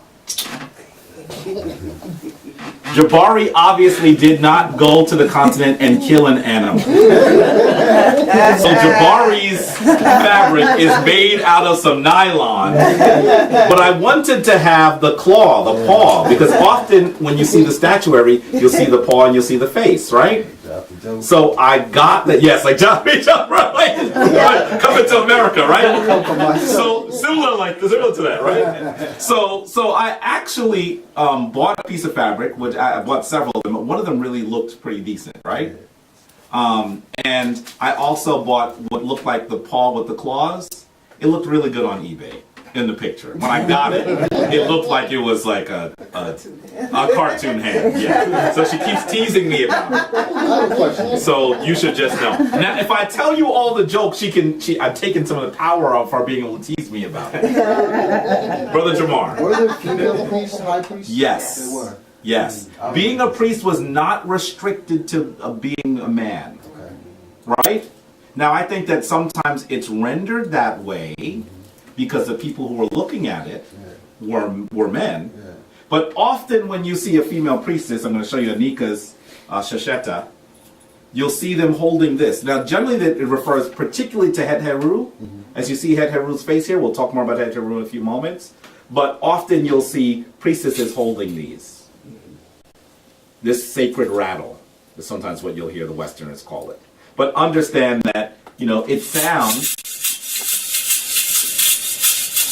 is something that Africans have been finding to be beautiful and sacred for thousands and thousands of years. Even today, you could go to a Protestant church, a white Protestant church, and go a few miles over and go to a black Protestant church, and you see the tambourine. It's not in the white one, but it's in the black one. Because black people of African descent, have a bit of a memory of what we like, right? Just because they take something from you doesn't mean that when you get the things that are in this place where they allow you to be, you're not going to get the things that are similar to things that you like. That's what happened. So sometimes we think that it means that African Americans, Afro-Caribbeans don't have African culture. I disagree. Because culture is not what you create. Culture is the thing that makes you create it. It's a psychological, emotional, spiritual connection. So that if they take all those things from you, you're going to find something else to do it. Some way to do it. Yeah. It's going to look a little different than what you used to do. Right. But if you are wise enough and you're able to look at it, you'll see the similarities. You'll see the similarities. So, let's move. We're just on the first slide, y'all. Look at this one. Now remember last week I said that part of your homework was what? So look at this. And do what? And I wrote a whole statement. Come on now. I know, now, you know what? I bet you that most of you know what the homework was, but you're not actually saying what it was because I might say, well, what did you come up with? Okay. I see Zephaniah's smile. He knows what I'm talking about. I asked for you to look at the judgment scene and try to come to a better understanding of some of the more intricate parts of it. So there's some things in here that no one ever talks about. Right? Sister Brenda, did you have something you wanted to say on this? Let's, like the eye with the wings. Isn't that? Okay, I have it. Het Heru. It's the eye of Heru and the same wings. She's trying to tell us more about this eye. Do you see the eye that has the royal fan in front of Asar's face all the way on the right? I'm being very clear because folks at home can't see me pointing. But hopefully you're able to actually understand what we're referring to. And what is this eye called? What's the Kemetic word for this eye? Why is it? Sometimes you'll hear it rendered wajet or ujat. Uja. This is one of the eyes, right? I carved this one. In fact, it's not even my best carving, but it's a nice one. So I carved this one just because I thought it was pretty beautiful and I wanted to have them around, right? So this eye, by the way, this is a left eye. Did you notice this is a left eye? Mm-hmm. Okay. This eye actually, the right eye, it seems like this is a right eye, is fanning Asar. Why?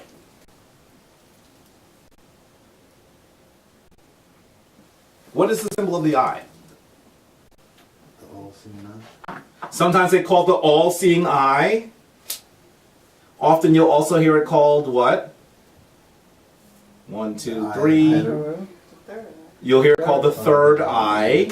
Remember we talked about the story of Astasar and Heru last week, right? And because Heru lost his eye and was given another eye of divine wisdom, this is the eye he was given, by the way. Okay. It's usually called the third eye. Right? In some ways, I think it's the first eye. Right? It's really the first eye. It's the eye that has the most important role in our lives. The eye of great wisdom. The eye that sees things that are beyond what you can just see with your five senses. And so that is really important. If you want to see a modern depiction of receiving this eye, take a look at the second Matrix movie. In the second Matrix movie, the protagonist, whose name is Neo, is blinded by the antagonist. And after being blind, his eyes are just mangled. He realizes that he can still see. And as soon as he says, I can still see, then they pan to a short scene where it seems like it's on the street, and there's an altar on the street, and in front of the altar are symbols of saviors, including Asar. So that they're telling you that they're retelling another savior story. And of course, since they're retelling a savior story, you're going to see echoes of the first tradition, which is the tradition that we are in. And so you are seeing the symbol of divine wisdom fanning Asar. But wouldn't it also be a herald Behudet? I don't know if this is a Heru Behudet. I don't usually see the Heru Behudet with eyes on That's it. the eye of Heru, so maybe that's the replacement of the rock.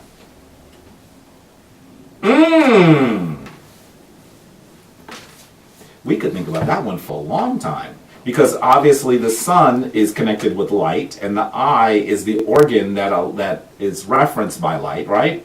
Light is what controls your eye, right?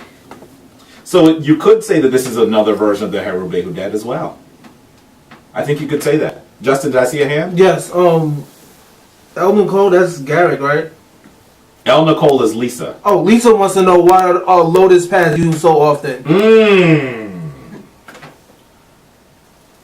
How do I say these quickly?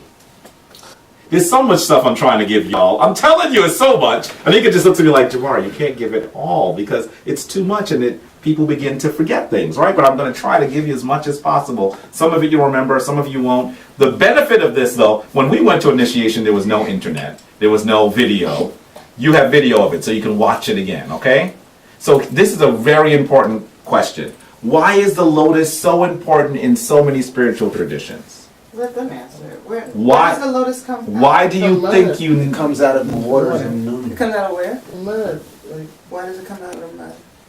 it's like being reborn or from nothing to something great. So that's why it's important. Is it just mud or what? How? Yes, Brother Kepra. I was just thinking too, the leaves of the lotus, like the leaves, they don't really hold on to water too much. If my memory serves me right. You know, like the water will be on it, but it'll kind of slough off, like you're not holding on to certain things, I guess, as you evolve. It's kind of something that I might be wrong, but, you know, but He getting deep. By the way, next thing you're going to hear me say that. The leaves don't hold on to water. Because you must remain. And Brother Kepler going to be back like, he just stole my stuff. That's pretty deep. And he is correct. If you look at the lotus and other aquatic flowers, you can see the water bead on it. They do not, if they soaked up the water, they would sink. They float, yeah. But they flowed. So this is another way to look at it. That's a really deep one, Brother Kepler. He's getting deep back there. He's getting deep. Well, if your plan is to be as light as a feather. Now listen, I want to tweak some of what Leslie said. Yes, it grows in the mud. But as someone who has actually seen them grow natively, I'm going to tell you they grow in the funkiest, stinkiest, muckiest water. It stinks. I went camping, and hopefully we'll be camping at the same place, because the same place where I saw them is where Justin and I used to go camping years ago. It wasn't just me and Justin. That sounds awkward, doesn't it? There's me and a bunch of other people, all right? But Justin, I've known Justin forever. And Justin would go camping there, right? When he was like this big. He was that big. So we would go camping to this place, and one day I'm in a canoe with my nephew and my sister, and they were at a place where there are gnats and flies, and they're buzzing around, and it smells horrible. It smells like 1,000 toilet bowls, right? It smells really bad. And as I'm trying to get away from it, I notice beautiful flowers just sitting on the water. And some of them are actually peeking out of the water. Jabari was not thinking about Kemet at the time. But I felt I was drawn to them. So here I am trying to roll the canoe through the funkiest, muckiest, nastiest water with the gnats and the mosquitoes and the flies. And as I get there, I notice that the flowers are literally coming out of the water. And they're absolutely beautiful. So I put my hand down into this muck and pulled some of them out. Right? I said, I'm going to give this to the woman I love. I'm going to bring these for Anika.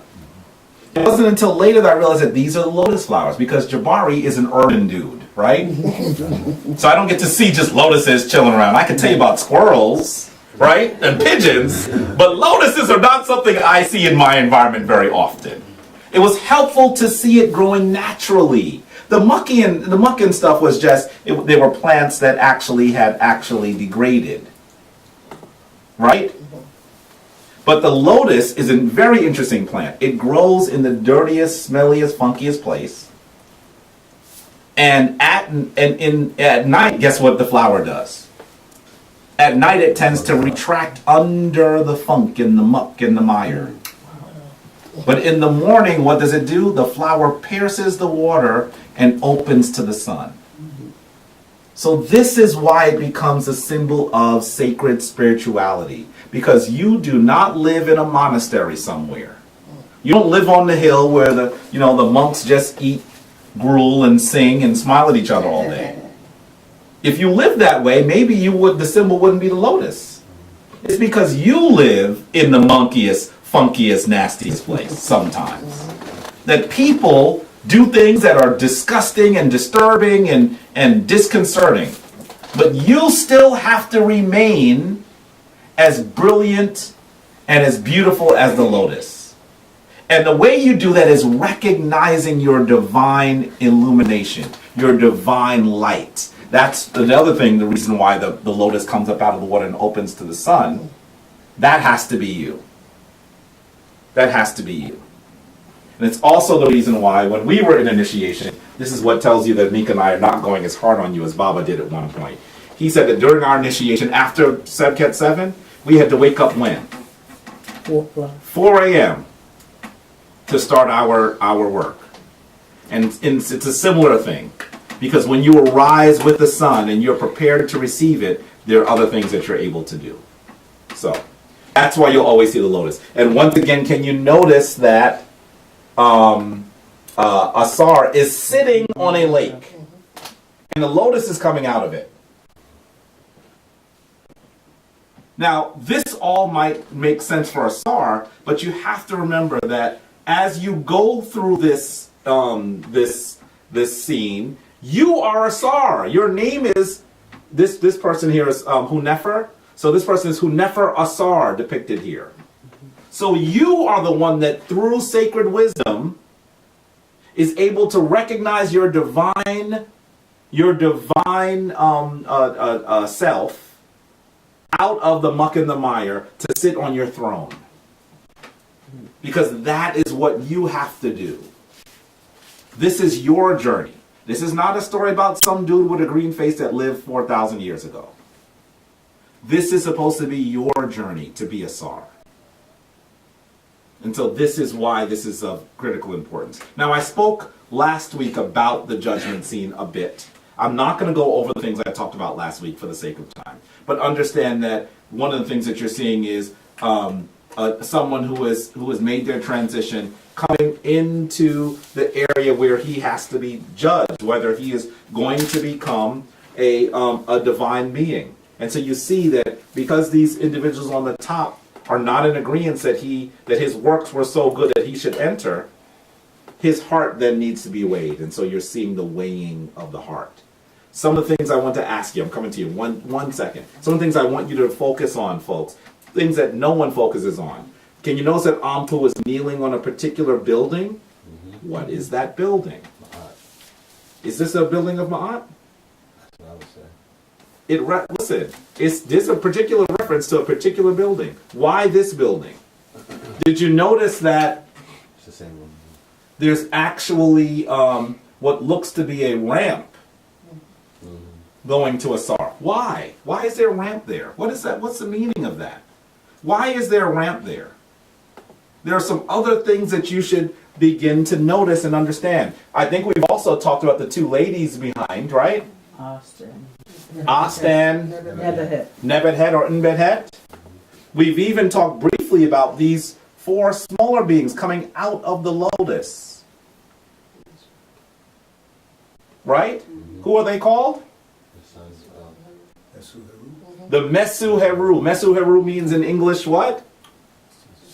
The sons of Heru. Or you could even translate Heru. Because Heru is not just the name of a deity, of a neter, but it's also a word. It can mean light. It can mean day, hour. So maybe these are the sons of light. They're sitting on a lotus, which opens to the sun. Right? By the way, did you notice these are lily pads? Did you notice those are lily pads? I don't know why there are always two lily pads. I can't tell you that. I'm sure that there must be a reason. Probably for balance. It could be just for balance, but that sounds like a simple answer. There must be some other reason. Aesthetic is very important. That's true. Their artwork had to be. I know we say balance is a simple word, but it's not very simple. Good challenge. Good challenge. I agree with that. Was that a hand, Brother Capra? I just wanted to say something, Brother Jabari. Every time I see that ramp, it always brings me to mind of Ma'at. That he's sitting on Ma'at. Like you see Ptah, the Neteru Ptah. Ptah stands on that. Maybe I'm wrong. Sister Nika might rescue me, but I know what you're saying. you know, like I'm searching for one of them that has the proper. None of them have them here. The closest one is our Ma'at statue. Oh no, that's not the true. replica of like the Oscar award, they have the little. right, and he's standing on Ma'at. Do you see how this this thing is supposed to be rectangle, but it has a slant on it? Right. What is this? Is actually a glyph. I It's was a just word. gonna say, What's the It was word? in the last one. Oh, shit. Do you remember, Anika? Is that not? This is Ma'a. That's Ma'a in this instance means that which is straight. Yes. So you are standing on that which is straight. You are standing on truth. You are standing on genuineness. You are standing on what is right. That is your base. You can do all kinds of things, but your base has to be that which is straight. It is literally a device which was used in plotting lines and in agriculture. Not agriculture, architecture. That's what this is. Ma'a. So that even though you may see divine deities, you understand, and this is something that Baba Heru and I had a great conversation about this. Someone recently said, well, you know, their tradition is too feminine because they all practice Ma'at, and Ma'at is a woman, right? But Ma'at always sits on Ma'at. Ma'at always sits on Ma'a. Ma'a is masculine. So you gotta understand that our ancestors, even when they were telling the story about divine femininity, had to include divine masculinity. And when they described divine masculinity, they would always describe divine femininity. Because both energies have to be present in order for you to create. Does that make sense? What I think about when I see a star inside of the Hall of Ma'ati, it makes me think of the several chambers that Tutankhamun was buried in. And then one of them had the Mesu Heru. So and they also had the Wajet. The Wajet. The cobras on the top as well. Yeah. So you see, did you notice also cobras there? I was supposed to ask you that instead of telling you that. Oops. Did you notice that there were cobras on the top there? How many are there? What you mean, nobody counted the cobras? Didn't I ask you for homework to look at the discrete portions of this? You can't see something. Stop it. Stop it. You can Google this on your phone. 33? Is that how many you count? That's what I would guess. Let's count together. And I don't know if the number is significant. I'm just saying if you want to know something, you should study it, right? Okay, let's count. 1, 2, 3, 4, 5, 6, 7, 8, 9, 10, 11, 12, 13, 14, 15, 16, 17, 18, 19, 20, 21, 22, 23, 24, 25, 26, 27, 28.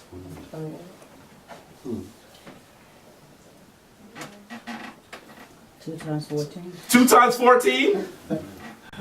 Maybe that's what they're depicting. Doubly of Ma'at. I don't know. But I'm saying to you, what we have to be able to do is become... That's just one side of it too. Maybe there is. Well, what I'm saying is this is a replica. What's 28 times 4?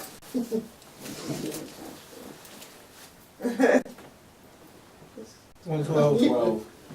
No, 28 times 4. 112. Oh, 112. Okay.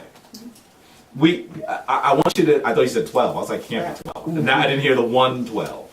So what I want you to do, folks, is begin. Now listen. But what I was saying is this is a replica of Tutankhamun's box. So if you go to the museum, they're all the way around at least 3 sides. I don't know if it's on the 4th. It's all 4 sides. It's all 3-dimensional. 4 sides. And then, well, this one doesn't show the masculine and feminine energy, but it had the Tiet and the Sar. In this instance, you have a Sar in there. There's nothing that I don't think represents the Tiet, unless you want to say As represents the Tiet. My point is, I'm not saying that you're going to figure out everything tonight. It's not possible. But what you should be doing is really looking for the discrete meaning. Because if this is your legacy, you should know it better than anyone else. Does that make sense? Okay. All right.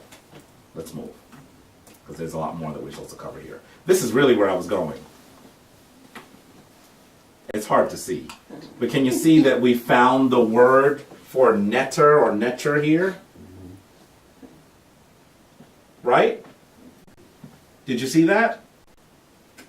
Next week, what I'm going to try to do is also have the description of all of the words. Okay? So that we can actually read what it says. But I want you to become familiar with this symbol. It's a symbol for the divine, right? We talked about it briefly in our first session.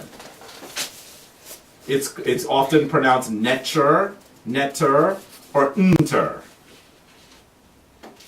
And so you're seeing the symbol for the divine. It looks sometimes like a flag or an axe. There's some disagreement as to which one it is. I don't think that your Kemetic ancestors would have gotten involved in disagreement. I think they would have enjoyed the fact that it had both. But understand that as you look at the symbol for the divine, it also tells you a lot more about the way that Kemetic philosophy works. It's believed that in some ways, if you look at the symbol, is sometimes depicted as the symbol, as the first sound.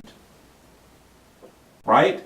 When I first read that, I had no idea what was being said.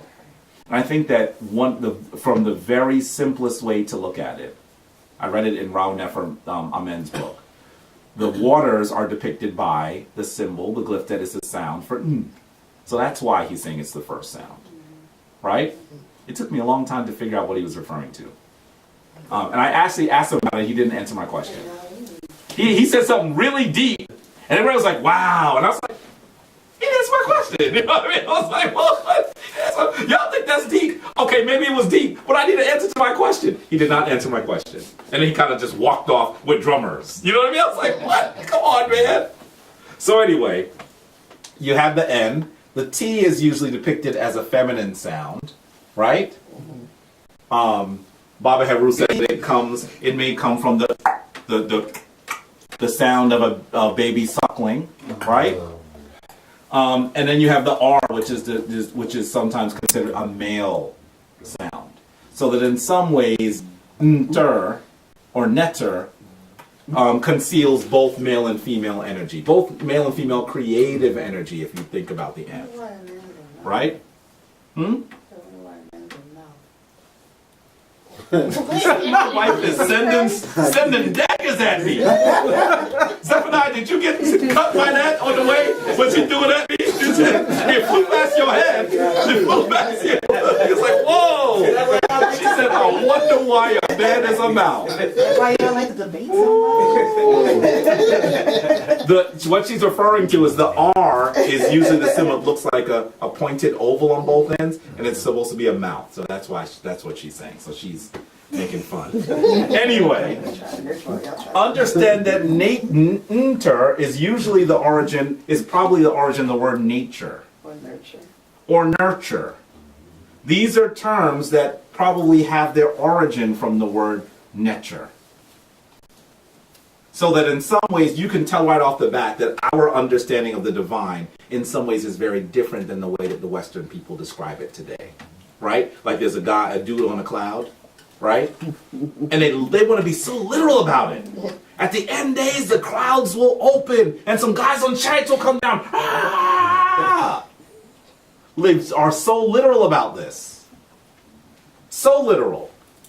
So what has happened is they have made their traditions very literal and very patriarchal. Understand that if your tradition that describes the word that they misnomer God is really the word for nature, then you look at the world a little bit different.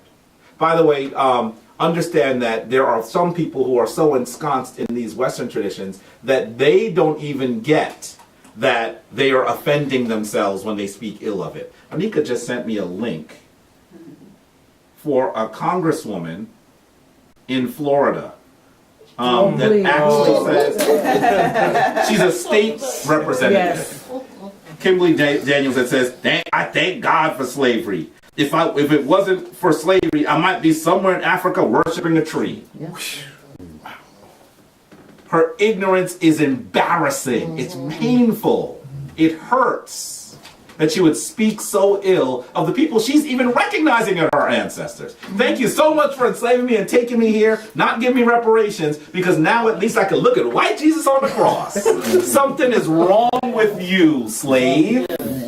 You're not enslaved, you are a slave. You got Nigerians building white Jesus. And yes, that's a whole other, can't even go into it now. Please. But understand that if we see that the divine is all around us and it is nature, this is how they represent us worshiping a tree. Our African ancestors didn't worship a tree. They understood the divine energies that were everywhere. And some things in the natural world well describe that power of the divine.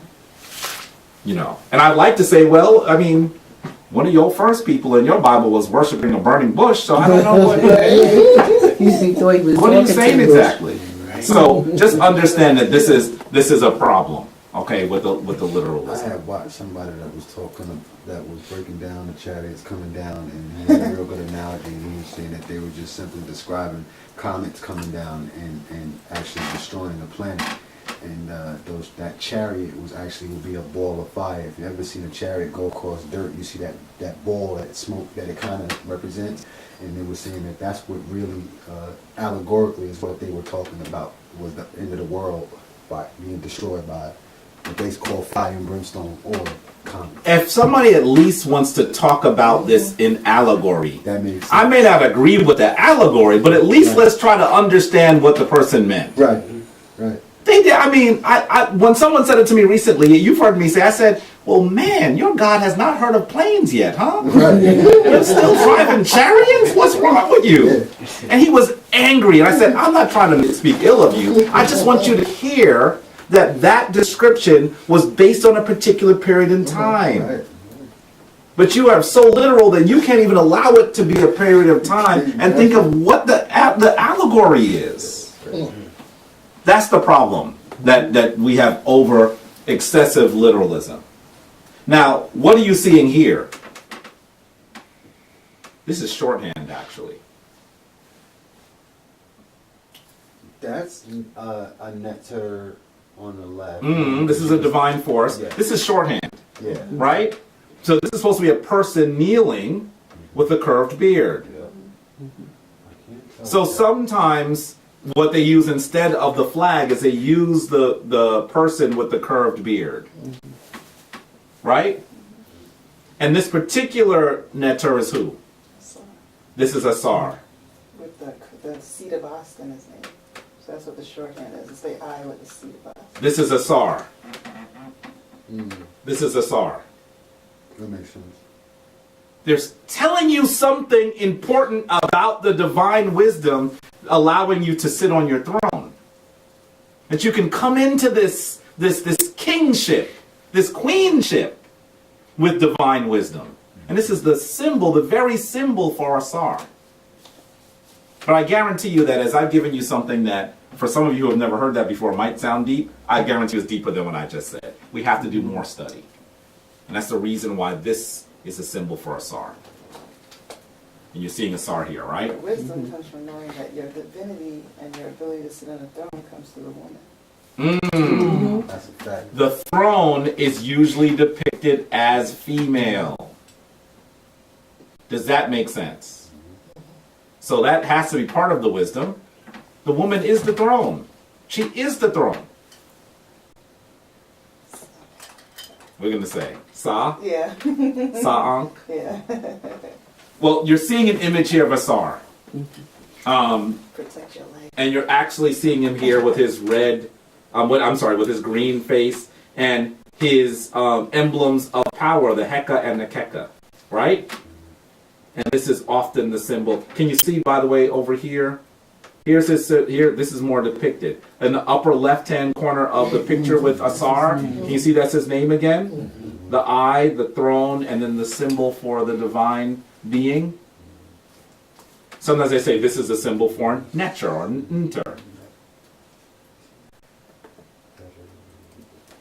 Does that make sense? There's a lot to read. We can't do reading now, so be here forever. But also understand that I think it's interesting that we saw how many cobras on the top of the enclosure for Asar? Cool. And on his throne, you see how many feathers of Ma'at? 2. 6. So maybe we're talking about double of Ma'at, doubly Ma'at. Anyway, these are all things that when you look at it, you'll see some things that perhaps tell you more about a You're saying description of doubly it. ma'at. When most people think ma'at, they think 42. Yes. But you're thinking 14 in terms of the pieces of a song. Yes. Okay. I'm glad you're clarifying It that. says the 14 laws of Ma'at. Yes. So I just By the want way, to are clear That's not- on all of this. Raul Nefer Amen came out with a book, The 14 Laws of Ma'at. I have lots of respect and admiration for him, but I don't. He's just distilling things into 14 laws.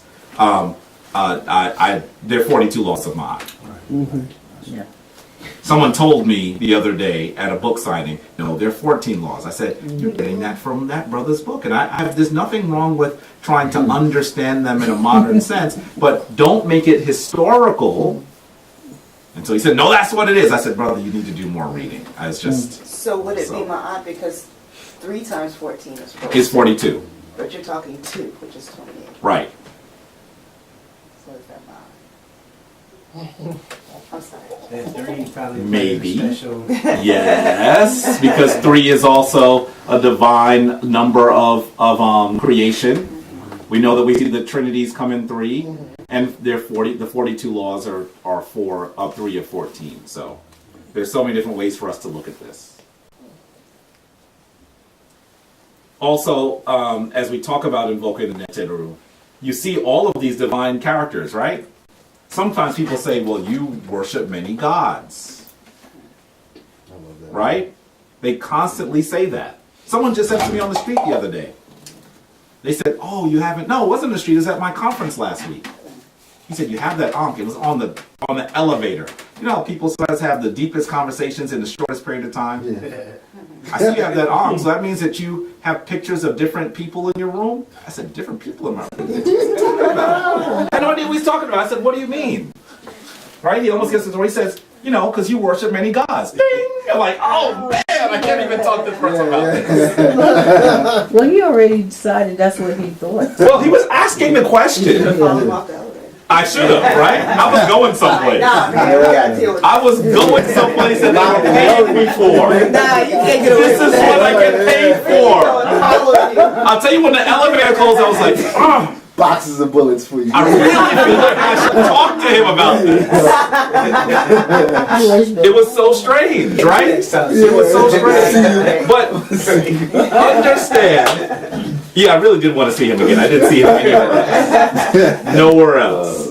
Understand that obviously we are talking about transitory energy. We're talking about how energy is utilized, how energy appears in certain instances, in certain circumstances. That is where we get the concept of different names for the divine. That's what we're seeing here. By the way, notice Asar is sitting up here, but Asar is sitting down here. I mean, what's going on here? I'm so confused. So you have Anpu there too. We have Anpu here and Anpu here. Right? Is there some confusion here? What's happening? I'm so confused. You have to understand And who's the redheaded guy? that this... I don't know who this is. We need to read his name. Yeah. I wonder who that See is. anyone with red hair. Yeah, we have to know who that is.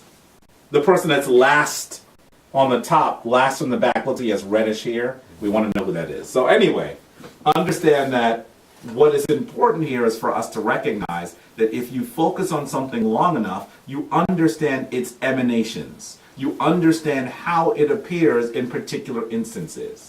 It's almost like having a friend. And you can tell just by someone's expression what they're thinking, even though they may not be telling it. Right? Have you had friends like that? Your friend seems like they're not angry, but you can tell that they're getting angry because you can see something in their face? When you spend enough time with a person, when you spend enough time in a situation, when you spend enough time in an environment, you become attuned to its most discrete movements. Your Kemetic ancestors believe that if you focused enough on spirit, you were able to recognize how it behaved in particular situations. And that means that you could call on that energy. Does that make sense? Calling on that energy can actually mean it can work in your life. If there's something you're trying to do, it can actually work. You can call that particular force for your benefit. So you're seeing all the Neteru here. I'm going to just keep moving here. I noticed the color scheme makes it Here's, say again? that red makes a balance of colors. If you look at the white, Yeah. Mm. red and red, there's green. even number white.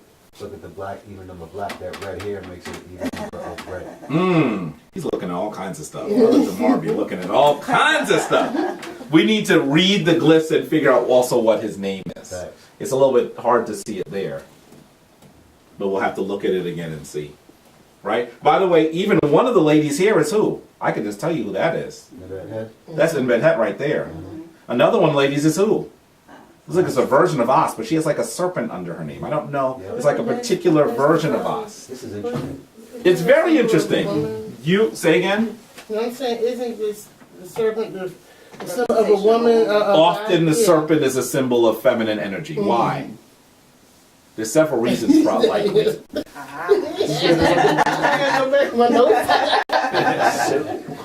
Yes, women tend to move in a very rhythmic fashion. You know that when they do that, men go crazy. And snakes do that as well. In addition to that, often snakes shed their skin in a similar time frame as the menstruation of a woman.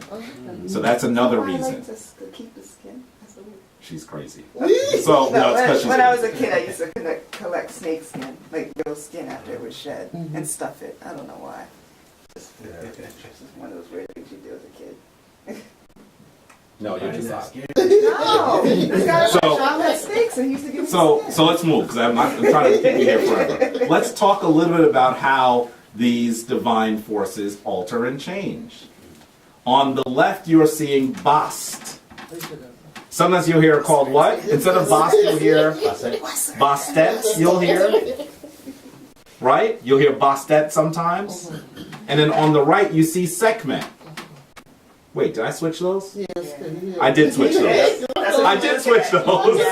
Actually, on the left is Sekhmet, on the right is Bas. So the names are incorrect underneath. But also understand that you know that something else is happening here because Sekhmet has what in her hand? You mean boss? Bas has what in her hand? This is And what is that? Looks like a smaller version of Sekhmet. yes. So clearly they are telling you that these two beings occur in duality. Can you see that? Did you ever notice that? She has, it's actually on the right, it's on the screen, but I actually have a statue that looks very similar to it that I'm passing around. So you'll actually see that Bast has the Usek, the collar, with the image of Sekhmet, well, how do we know that's Sekhmet, by the way? Can you tell the difference? What's the difference? The headdress. What's the difference in the headdress? Well, Sekhmet has the Ra above her. Sekhmet has Ra above her head. She's also called the daughter of Ra, remember? Right. We'll talk about that myth in just a second. So understand that that's the way you're able to tell the difference. You have Sekhmet here that has the sun over her head, and Bast usually does not have the sun over her head. But there is a great story, which may be the origin of the story of the destruction of humankind in the Bible, right? Where Ra, it says that Ra is becoming old and spindly, and he's looking down on his creation, and he notices that humans are just doing whatever they want. They're not in Ma'at. They're hurting each other. And he says, maybe I've made an error. And maybe I need to get rid of some of them. So he says he takes his daughter from his eye. Very interesting. That she's either depicted as the eye of Ra, or even the snake that's around his head. Did you notice that Ra often, when you see the sun, there's a snake around it? That might be Sekhmet. And so what does she do? She comes down and he tasks her with destroying those people who cannot be saved. And she goes down and she's literally, as a lioness, just ripping them apart, destroying them. But then Ra says, okay, she's gone too far. She's just killing everybody now. I need to stop this. And he asks her to stop, but it says that she's really focused on her task. So he sends the symbol of divine wisdom to sate her, to calm her down. And so the symbol of divine wisdom is who? Jehuti or Tehuti. I'm going to show you his image in a minute. For those of you who are still saying I can't follow the names, just try to hang in, okay? You'll get them all. So Jehuti is usually depicted as a bird with a curved nose that we often in Greek call the ibis bird, right? I have recently studied and found that we call that bird the heavy bird, right? So the heavy bird is Tehuti. So he goes down and he says, well, how the heck am I going to calm her down? Because she's just as powerful can be. In fact, the name Sekhmet means she who is powerful. Sekhem is the word for power. That's the word for power. So if you just put a T on it, it means she who is powerful. So he's like, how am I going to stand in her way? So he devises a plan. He takes jugs of wine and he pours them into the Hapi River and says, look, this is the blood of the infidels. So as she goes to feast on their blood, she becomes drunken and she switches from Sekhmet back into Bast. And so this is a description of the transition of these two energies that exist in similar manners. And in some ways, what we're seeing is we're seeing also a description of the feminine energy, right? We know that that feminine energy of womanhood can be really, really powerful in unexpected ways. And also, it can also be extremely nurturing. I think I've told you the story about the old Italian lady who lifts the car off of her son, right? Clearly, she's using a Sekhmet energy. She's an old Italian lady. How she can? And this is in the 1980s, so she's lifting a hoopty, y'all. This isn't a little Kia, which we would still have trouble lifting. This ain't no Prius. This is a car that is, it's made out of metal, not fiberglass. She lifts it off her son, and she has no memory of it. The neighbor sees it and explains what happens. This is the Sekhmet energy. So we know the feminine energy can actually be like this. I'll never forget. Okay, one of the people we were initiated with actually was a stripper. He was a male stripper. And when Baba Heru told a similar story to this, he said, you know, something happened to me at the club the other night. We didn't know what he did. So we were like, at the club, what's he talking about? He said, I was dancing and the women got excited and 3 of them pinned me down. Now he's really big. I won't even tell you his name because he's actually an actor who I see on TV sometimes. He's really, really big. This is a really big dude. And he said, these 3 women, all together, if they weighed 300 pounds, that'd be a lot. And I could not move. And he said he looked at their eyes and he started to say, help. And one of them pushed his chest and he couldn't even breathe. He said, these ladies could take me out. These 3 women who are about 300 pounds together, he says, I could bench press 300 pounds easy. But these women had some energy and I was scared. And so one of the other strippers came over and was like, okay, ladies, that's enough. Recognizing that something was wrong.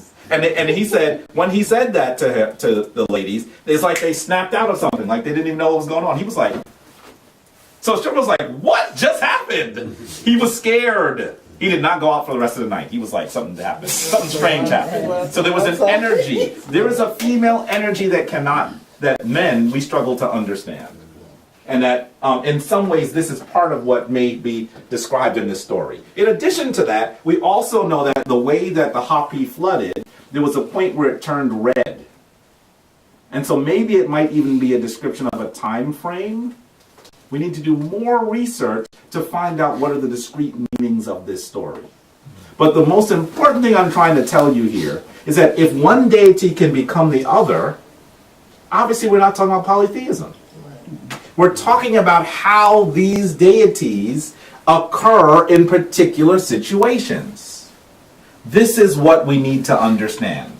So if you're looking for the force of divine nurturing, you can always call on Bast. But if you want to set it straight, you need to call on Sekhmet. Can a man on Sekhmet? Or is that just something that women should do? We will call on Sekhmet. Yeah. What did Justin say? Dudes call Sekhmet? That's that we can call on Oh, Sekhmet. they said dudes call Sekhmet. Yes, sometimes. Listen, these energies, whether they're male or female, are all energies that are within you. Sekhmet is also considered the cleanser. So that sometimes, even within your body, the Sekhmet energy is needed. Perhaps our ancestors would have described when you have a cold and you have a fever, your body is actually getting rid of certain things within it, right? That maybe that is the energy of Sekhmet as well. She is a divine cleanser. Yes, there's Sekhem. You do see Sekhem, but he is very, very rare. Our Kemetic ancestors understood they were talking about energy. So that don't get confused if you hear a myriad of names. Understand they were talking about energy. And they would have used another name in certain instances either.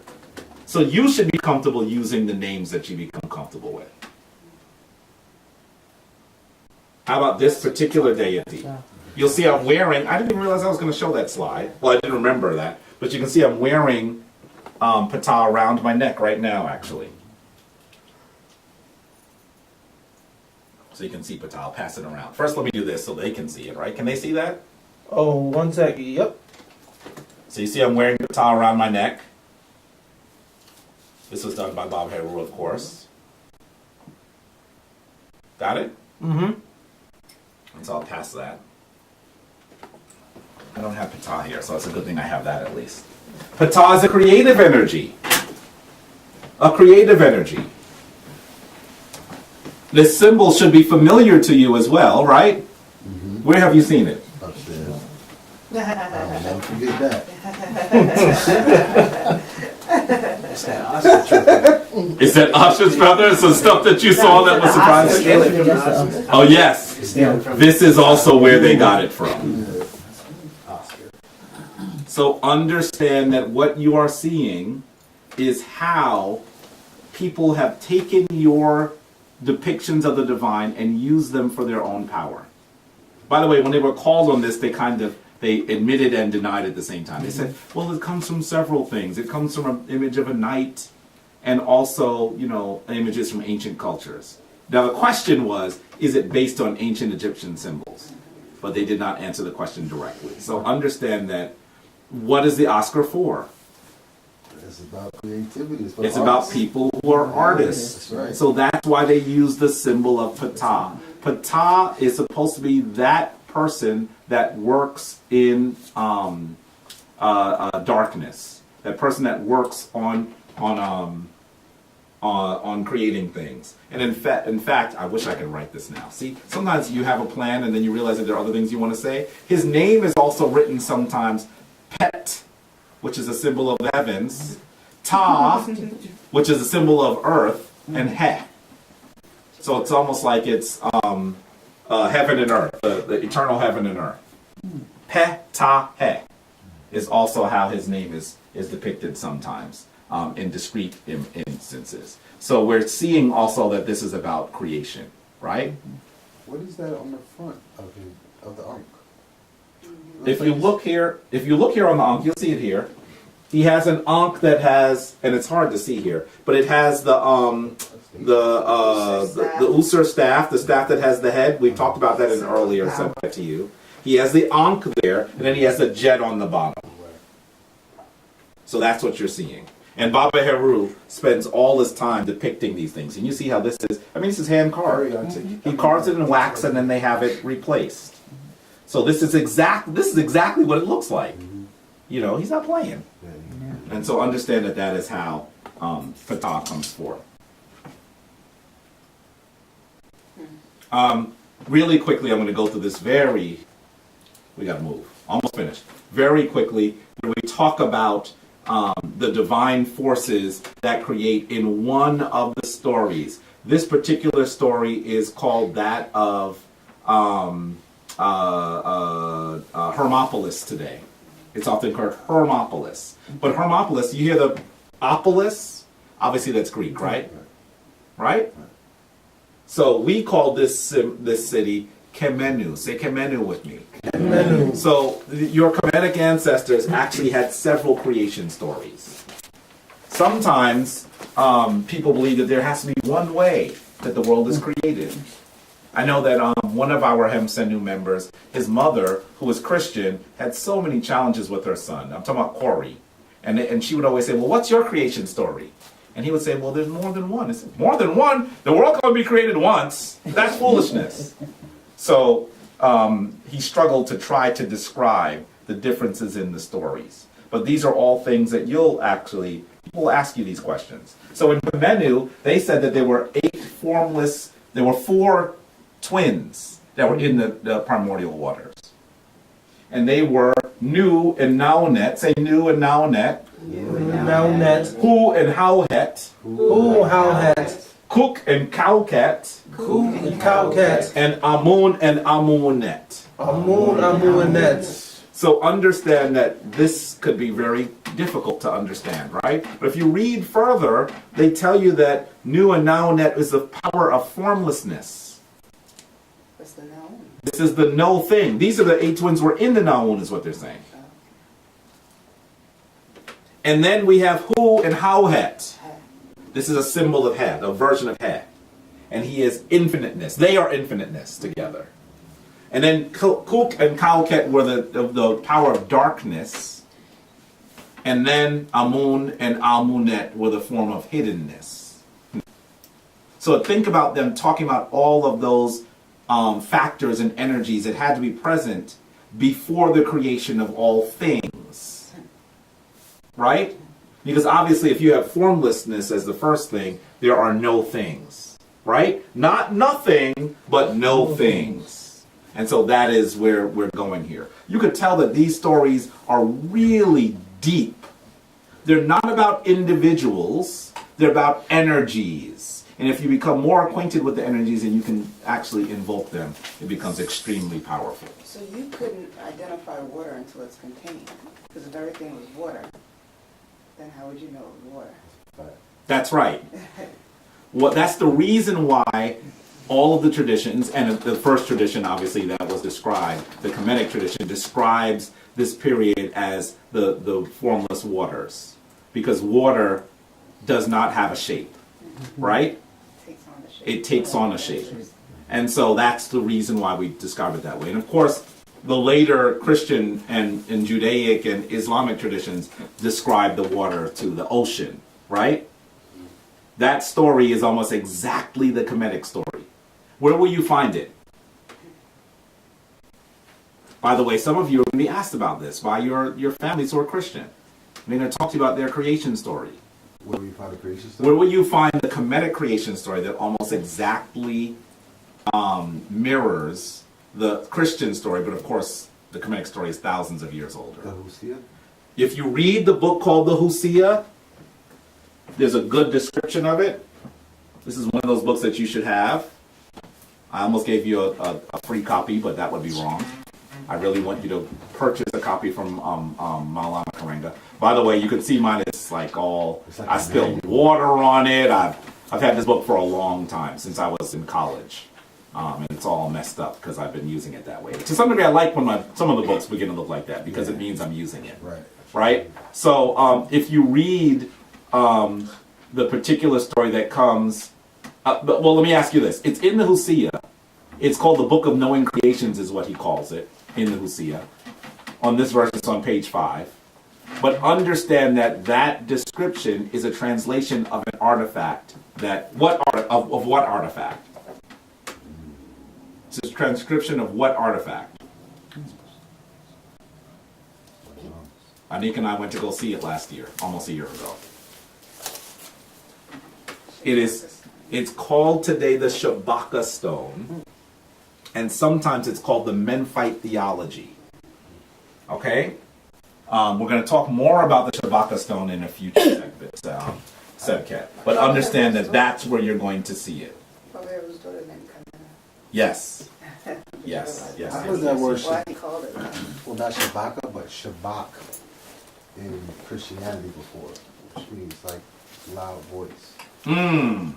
Shabaka was likely described in the no, it's actually, is it Taharka? One of the Nubian kings from the 25th dynasty is in the Bible. I think it's actually Taharka. Okay. He comes to the aid of the Jews in Israel.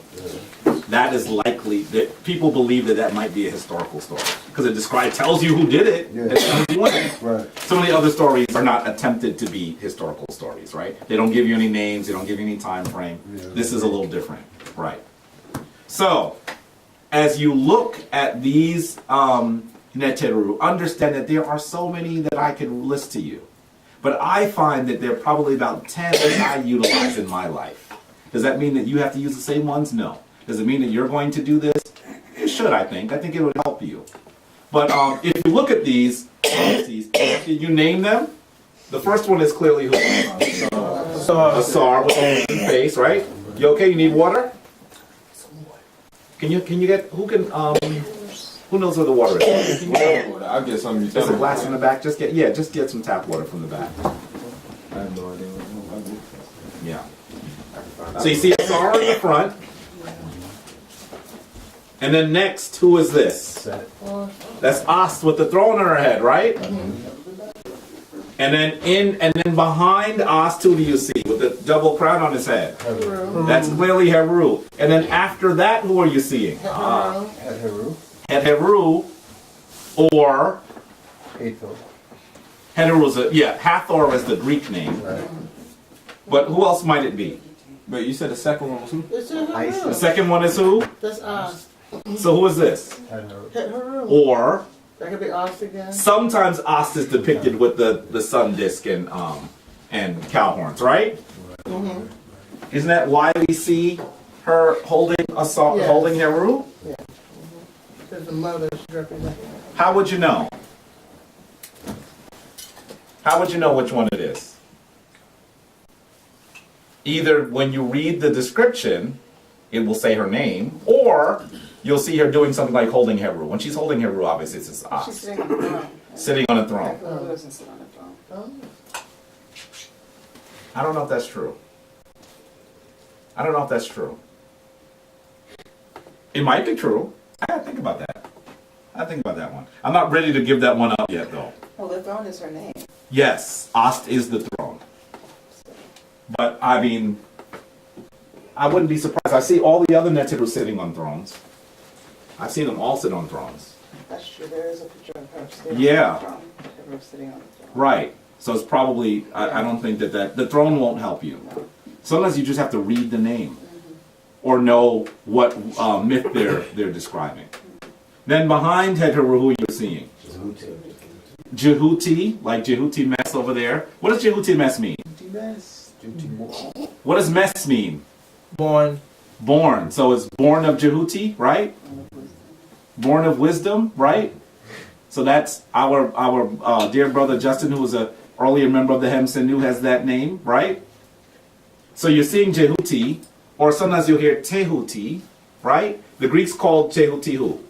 Tough. Thoth is the name. This is where we get the word for thought from, by the way.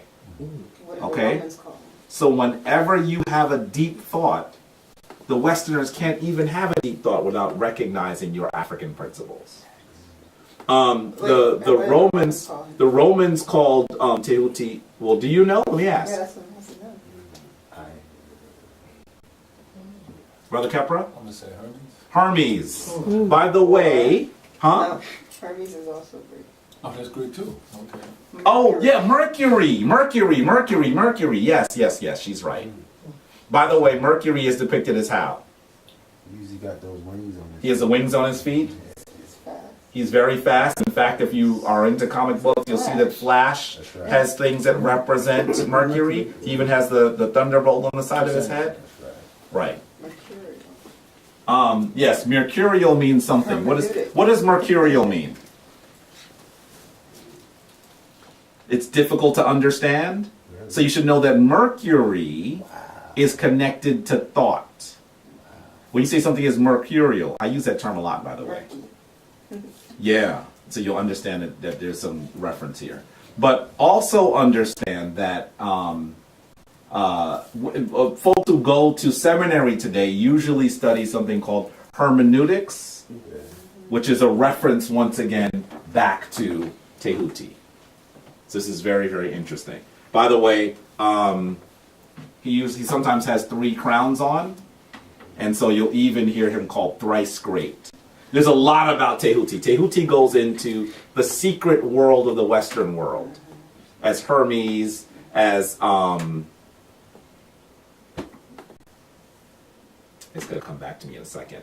But you'll see that the Western people who are practicing the Kemetic tradition utilize him to describe the deeper, precise arts. In fact, there's even a book that is written by Western practitioners of ancient Kemetic tradition that's written much later that is actually really darn good. And what is that book called? You hear people reference it. The Kabbalion. The Kabbalion is actually very well done. And it's done by the Talmud. And it's free. But these are people who are studying. The Kabbalion, I think, is on the website. Yeah. Somebody looked at the resource on the website. I have it on my phone. Yes. By the way, one of the elders that really helped me in my life at one point, I gave him an old copy of the Kabbalion. And he just came, he was in tears. And no one else in the room, I mean, we were both people who studied, right? This is actually when I joined my fraternity. He understood that the traditions we were talking about were ancient Kemetic traditions. And he asked this question in our initiation. He said he'd been asking for 25 years and no one ever answered it. And I just answered it. And he was like, who are you? And they were all like, why is he asking who he is? He was like, how you know this? Who told you that? I said, who told you that? I'm a follow the Kemetic tradition. So then we had a really close relationship. So when I finished and I gave him this book, everyone was celebrating, but he just broke down into tears. He was like, he gave me an old copy of the Kabbalion, and it's just, anyway. Understand that if you have a chance to read it, there's a lot of very, very powerful information in it. People will also ask you about the emerald tablets of Hermes.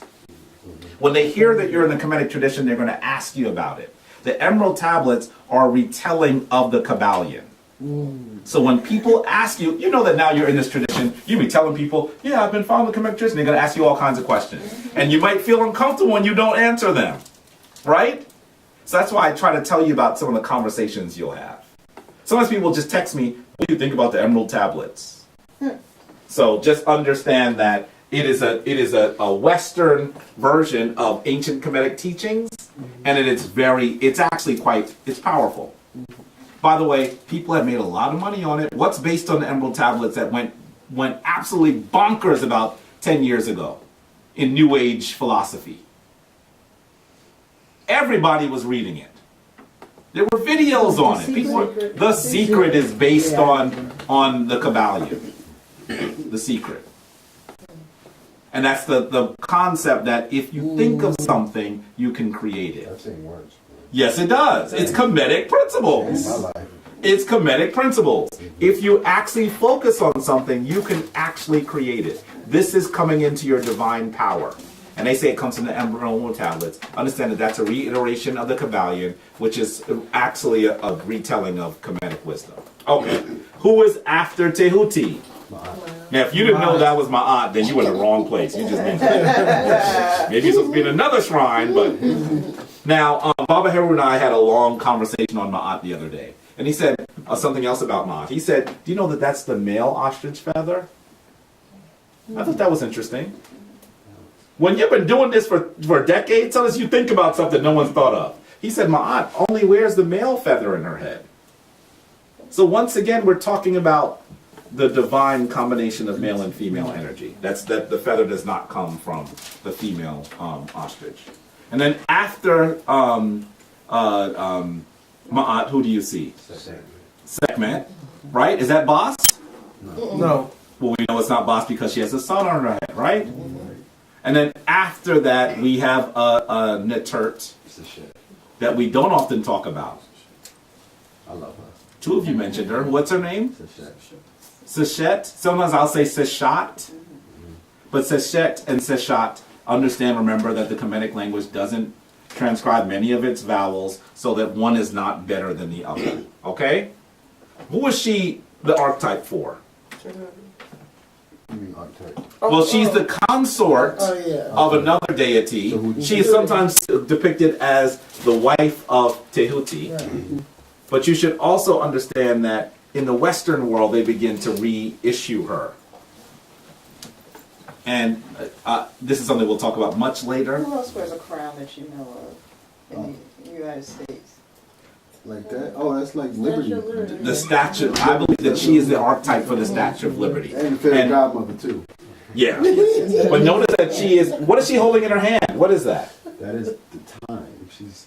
Yes. She's etching the story of time on a palm rib. This is a palm rib from the palm tree. So she's notching and writing in it. And I think that that's very interesting as well. That's the shot, the Lady of Great Secrets.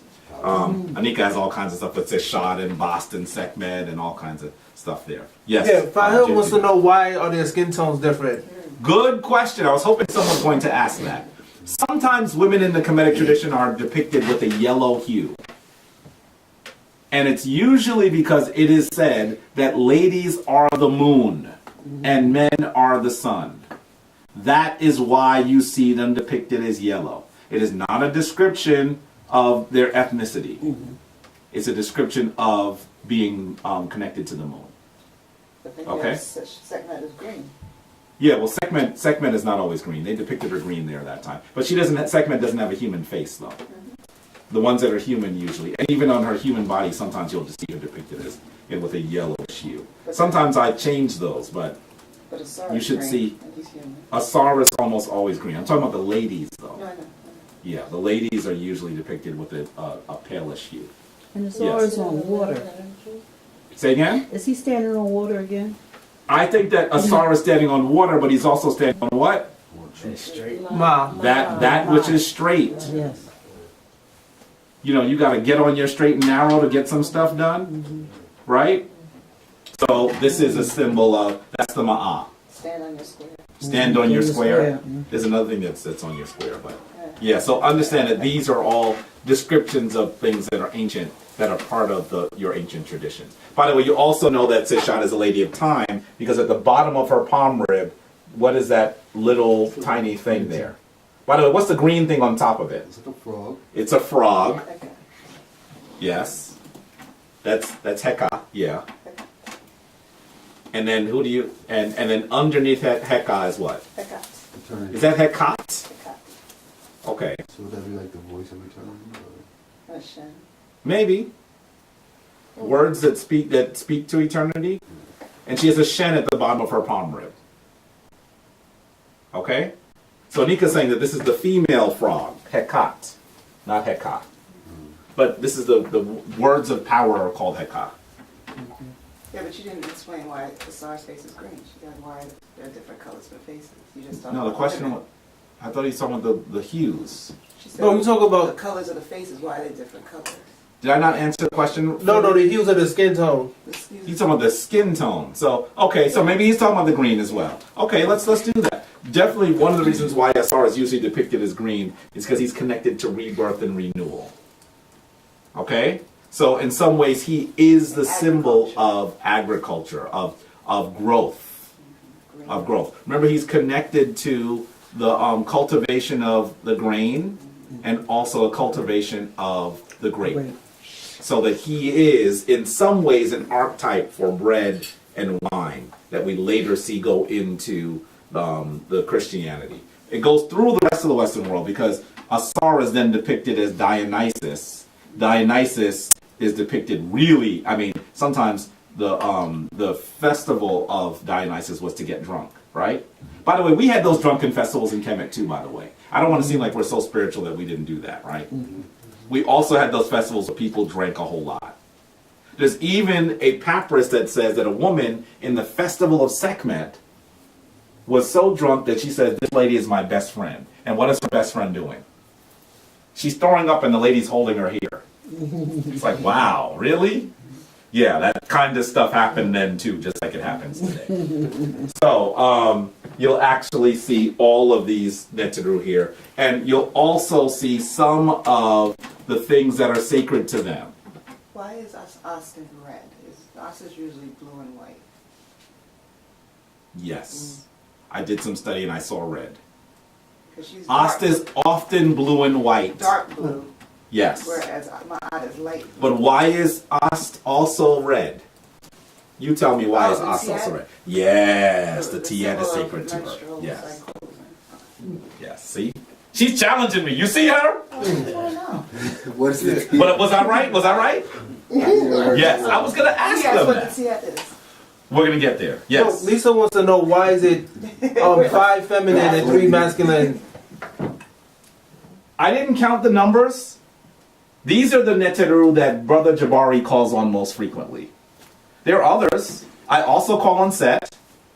I call on Set more now than maybe I should. There's Aunt As I, as I have shifted and begun being public and fighting with people sometimes, I'm calling on the set energy. Yeah, you be in that red and black a lot. And I've read more than I should. Even my elder, Baba, said, now, brother, I know that was done on a Monday night. You're still wearing the set energy. I said, I needed set. He said, well, maybe you could have been nurturing and still won that battle, beloved. And I said, yeah.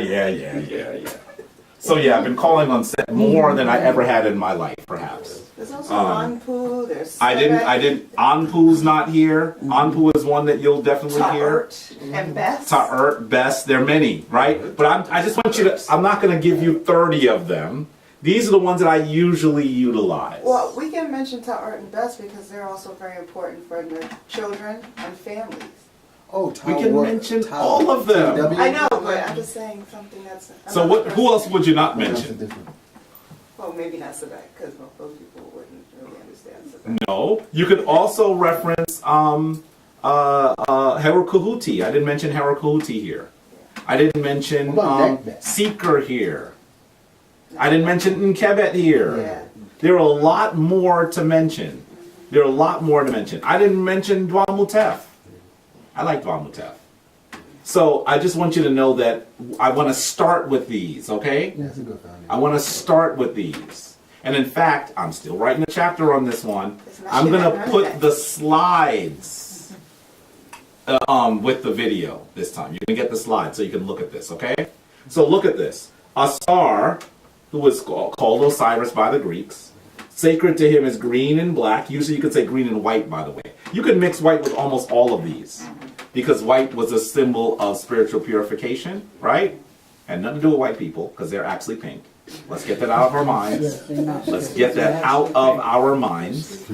But understand that green and white are the colors of Asar. They're clear. Clear? Yeah.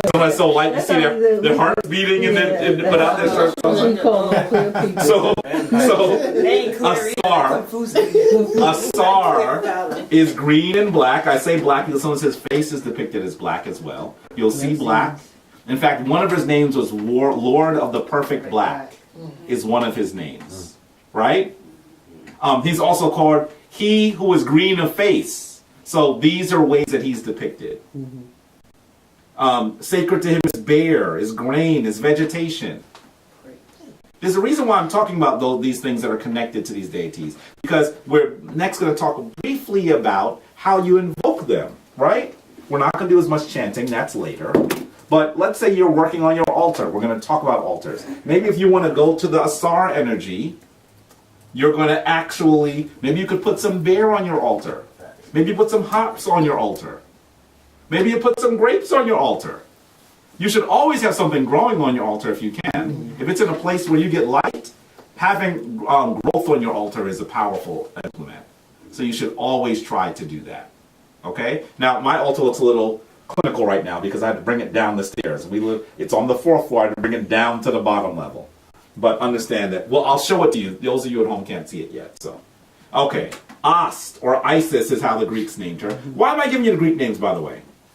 If you're unfamiliar, you're going to have to look for these when you do your research. Unfortunately, that's what you're going to have to do. But sacred to Ast is blue and white, or sometimes red. And they often say that water is sacred to her. Why? Sometimes she's considered the lady of the Hapi.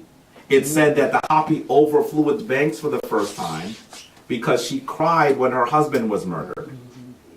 So they always say that she's connected to the Hapi River. As a mother, she's going to break water. And she's connecting it to her motherhood as well. And then there's also milk that's connected to her. Right? Okay. For Heru, red and white are usually his colors. Why red and white? That's the two lanes, upper and lower. Yes, because he's connected to the two lands. So red and white are generally good colors for Heru. Now, in the Shrine of Ptah, we would often say that Heru was orange. I think that's the mixture of red and white. Okay? So you'll hear that as well. Okay. What's sacred to Heru? What might you use for Heru? I say coffee here. That's what I use for the Heru energy. But what else might you use? Black tea. What else might you use? Anybody?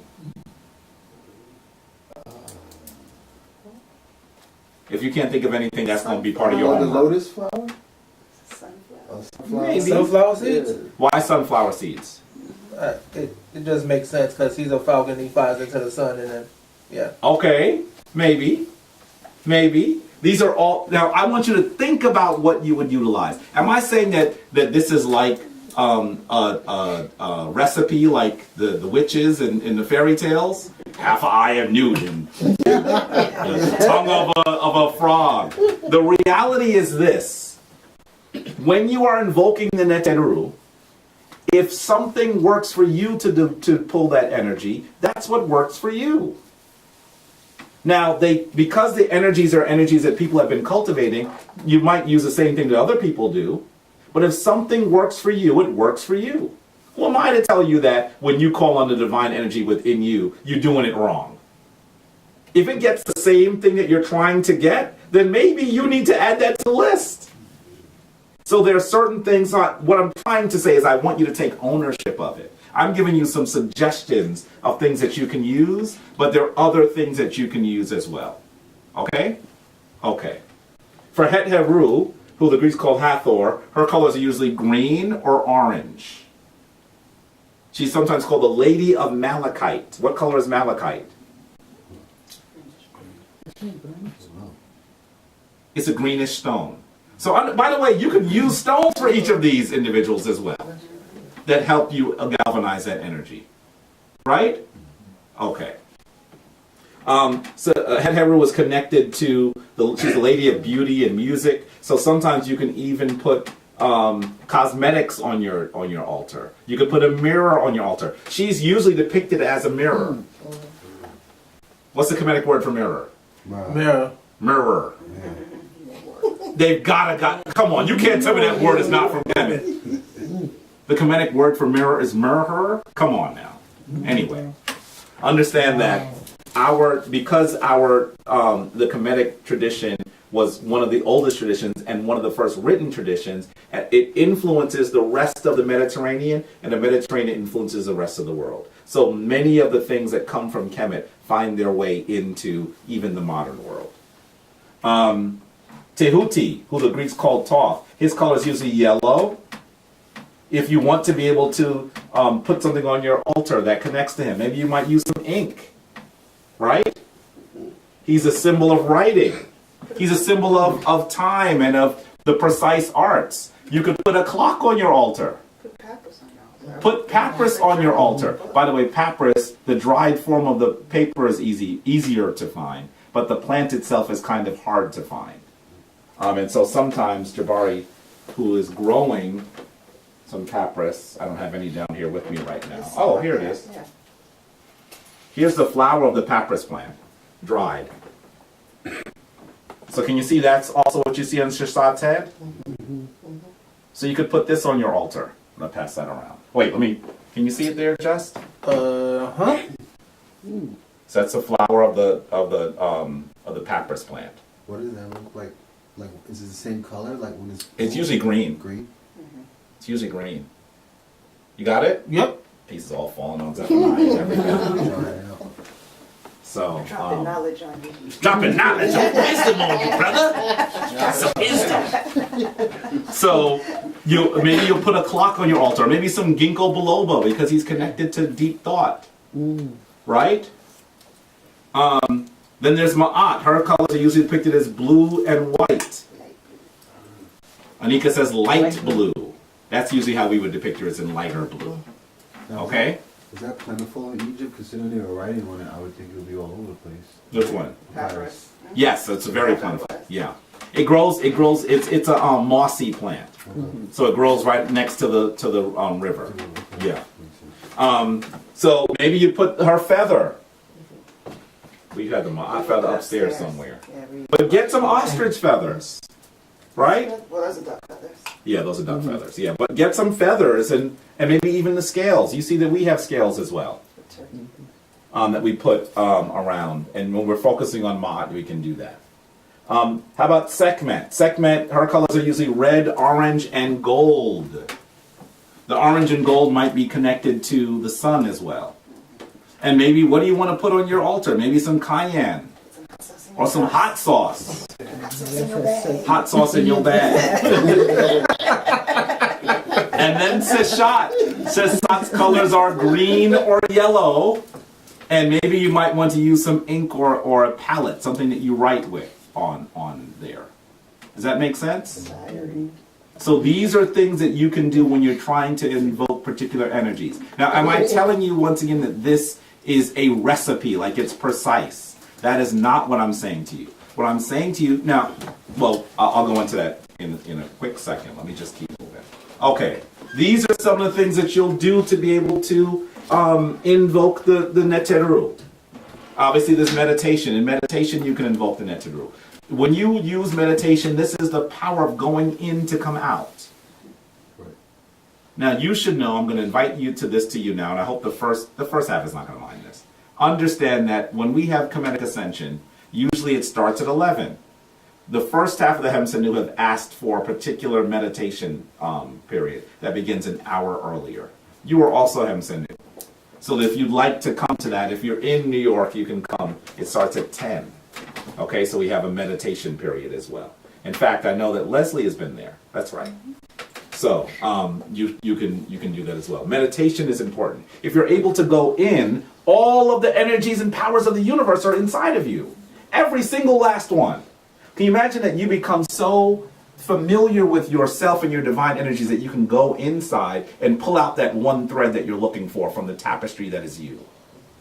And that one thread can be magnified in your life and do what you need it to do. That can be extremely powerful. And so in meditation you can do this. Focus on the image of the Neteru. Focus on the color of the Neteru. Maybe this is if you're burning incense, you look for those incenses that are connected to the plants that are connected to the Neteru. The particular energy that you're looking for. Altar work. I spelled altar wrong there. Altar work is important. Altar. In some ways, it's a mistake, but not. Because my belief is that the term altar is to change, and your altar is, in my opinion, the fulcrum on which you alter your trajectory. So that you alter with your altar. And we're going to talk more about altar as we close. Your diet will help you access particular energies. And then remember that colors help you activate certain energies. It has been proven that colors affect your thinking. It has been proven. This is the reason why for many years, McDonald's, one of the most successful chains in the history of the world, always had their kitchens painted in the color orange. Because they did some study and they found out that psychologically, orange does what? It makes you hungry. So they depicted their restaurant, their eating area, they depicted in that color. Because they thought that if you were hungry, you'd buy more food. That you should understand that companies are continually using images and colors to get particular things out of you. Because this is not colors that are calming. That's right. Psych wards use colors that That's right. relax you. A lot of people use color. There are colors that they work. Color therapy actually works. We now know that there are dentists that use color therapy instead of as much anesthesia. My dentist does. That's right. Yes, and it actually works. It's been scientifically proven that certain colors, certain sounds, certain smells actually affect you. And think about what they do. Because so much of the world is visual, it is said that almost 80% of all the information we take in comes in through our eyes. You know that colors must be important then, right? Colors must be important then.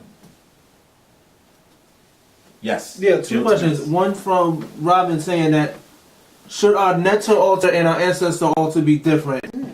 Good question. I'm going there. And Sai wants to know, are we going to learn how to go into trance? I can't teach you how to go into trance. I can help you. I can teach you meditation class. I can teach you in meditation. I can teach you how to meditate. And eventually, depending on how much work you do, you can go into trance. But some individuals are able to go into trance very easily. Okay? If you would like me to help you go into trance, I have been trained to do that. There's even a new field of meditation that they call NLP, Neuro Linguistic Programming, and I have a certificate in Neuro Linguistic Programming. So, by the way, the first person that I helped, I was supposed to help someone who was a smoker. I saw her and she said, "I am not a smoker anymore. Whatever you did worked." Wow.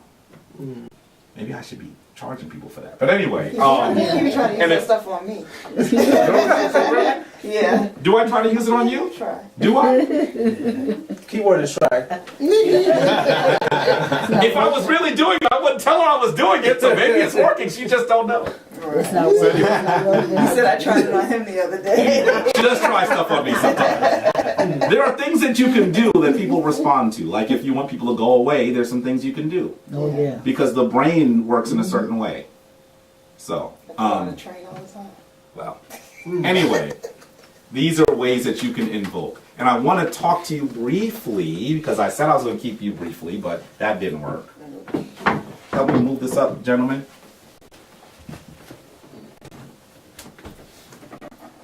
I want to talk to you briefly about your altar. Now, you should know that this is actually, yeah, it's good, it's stationary. This is actually the house altar. This is not, we have an altar here that we utilize for the shrine. This is our personal altar that I brought downstairs. Anika and I are blessed enough to be able to have a space that's big enough that we have a room that is dedicated just for study, meditation, and prayer. And so what we've done, can you see this? Can they see this now that it's raised, Justin? Yes. Good. What we've done is in that room we created an altar. And in my second level initiation, I made this altar. So you can see that, oh, my ankh is falling forward. You can actually see that I spent quite a bit of time on it, and it's still not finished, by the way. It's supposed to have painted symbols on it. But I made it in a way so that when I turned off the lights, you would still be able to see the altar. The altar illuminates the room, so you can see that it lights from the inside. And so this is where we do this is where I do a lot of my work. Can you see that? Yes. And so it helps me focus if this light is on and the room is dark. And so from here, what do I do? From here, I focus on the things that need to be done in my life. And so if you see the slide, I think that some of you in the room can see the slide, right? Can you use F9? This is all in your way now. But this is actually the room. So you can actually see the plants that often are on it. You see our Ma'at statue on there. We have a bunch of things on it. On this particular altar, this gets to the question that I did not answer. I didn't forget it. About whether you need an ancestral altar and another altar. Some practitioners argue that you should have different altars. That the ancestral energy and the creative energy are somewhat different. I actually have not been of the belief that they always need to be different, but I agree that you should try to have an altar specifically for your ancestors. Okay? Now, what is an altar? An altar is simply a space in which you focus on divine energy. That's it. That's it. You could put an altar on a matchbook if you needed to. You could put an altar. Altars begin just kind of happen in our house. We begin to realize that an energy is collecting. I think that energy moves all around, and sometimes just like water as it eddies and pools, those places are usually where we find that altars pop up in our house. So there's a plant there, then there's a candle, then there's a picture. It's like, oh wait, that's an altar. What are we doing? And that kind of happens. That's also something that you can recognize. Not that you have to necessarily have a specific space for your altar, but that understand, if you're able to do that, wonderful. If you're able to say, this is the space where I'll do my stretching, my yoga, my meditation, my prayer, my focusing on the divine, wonderful. But don't let your space dictate your spirituality. Well, some people don't realize that they've already created altars, like at work, and you have pictures of your loved ones on your desk. And then other things start to collect around the loved ones, and your favorite item, you know, things that you use to keep you from being stressed. You tend to put that on your desk, and it ends up being an altar, and you don't even think about it. In our secular society, people frown upon you making altars. But you better understand that they still exist. In secular societies, that thing on your desk is an altar. That's what it used to be. So that now people don't understand what they're doing, but they're still doing it. And if you understood what you were doing, you could have it be at a higher resonance. So take a look at this image here. You'll see our altar for our house. And then you'll actually see the altar, the altar on the right. Does anyone know what that is? That's not in the house. Some of you might have heard me say this before. That's Anika's job altar. Okay. So Anika has been working at a medical school for nearly 20 years now. She's been there for a long time. And slowly she created an altar at her job. And I don't think that her supervisor at the time noticed what she was doing. It kind of happened gradually. But one day her supervisor came in, wanted to talk to Anika with her coffee, and she was going to put her coffee down. Anika said, no, you can't put your coffee there.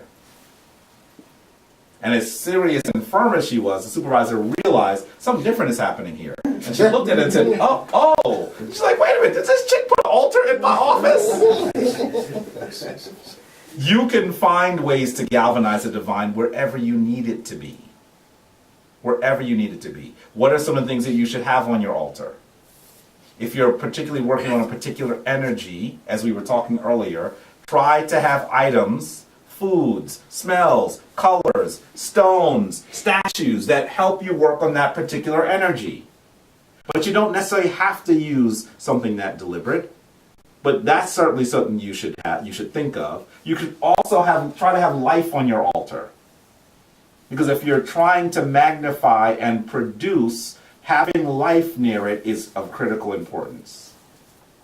You should also think about certain foods that are important for an altar. Put fruit on your altar.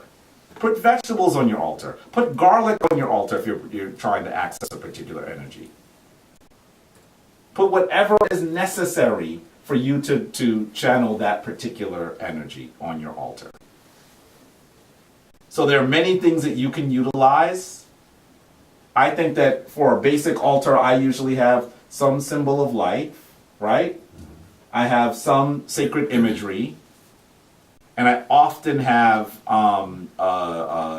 something for me to burn incense. Because incense, also the smell of incense allows you to go into a different place. It just doesn't smell like it does in your normal spaces, in the mundane, secular spaces. So when you can light your incense and do your prayer and your meditation, it will help you focus your energy in a particular place. So that's often what I have on my altar. And candles also. You see that we have candles on ours as well. My altar I focused on the four elements. So I have water, I have earth, I have the color red is supposed to be fire because I can't light anything in my office, so I just use the color as the imagery of fire. And then air would be the singing bell in the back. So in order to create that vibration, that sound, you need wind. So that's how I started with my altar. And then I wanted to have images of women. So I put women on my altar. Then I ended up putting things that reminded me of my mother. And I have a scroll there. When my mom had her brain tumor and she had surgery, she lost the ability to speak. So I wrote a letter to Tahuti and Shashat and wrapped it up and put it on my altar. And she was able to speak for a brief period of time, but then, again, she lost her speech. So I decided to just keep it there as a memory of who she was. So just think about what you're doing. Now listen, if you have an altar and you're not doing anything with it, is it an altar? No. It's a table. It's a table. Altar work is altar work. You have to tend an altar. That's the reason why it's important. Because as you focus on it, you're focusing on those energies inside of you. So you just have some nice stuff on a table, that's just a decorative table. You have to tend an altar. It should be one of the first places you go to in the morning. Now I know that when we used to have a cat, and when I was in a difficult period, I actually forgot about my altar space. And I remember I'd start working or doing whatever, and he would come, and I knew he was telling me something. I was like, what is he doing? I fed you already. He'd meow and walk away. What do you want? And then because he was a wiseacre, he would enunciate the meow, like you're stupid. I was like, I don't understand what you're saying. That's just another meow, man. I don't understand what you're saying. Yeah. So then I followed him one day, and he took me to the altar room, and then laid in front of the altar. He said, this is how you start your day. You've been doing it for so long. I see that you're in stress. Why aren't you doing what you normally do? So I realized that he was reminding me of what my day usually looks like. So I guess he looked forward to that time. I was quiet.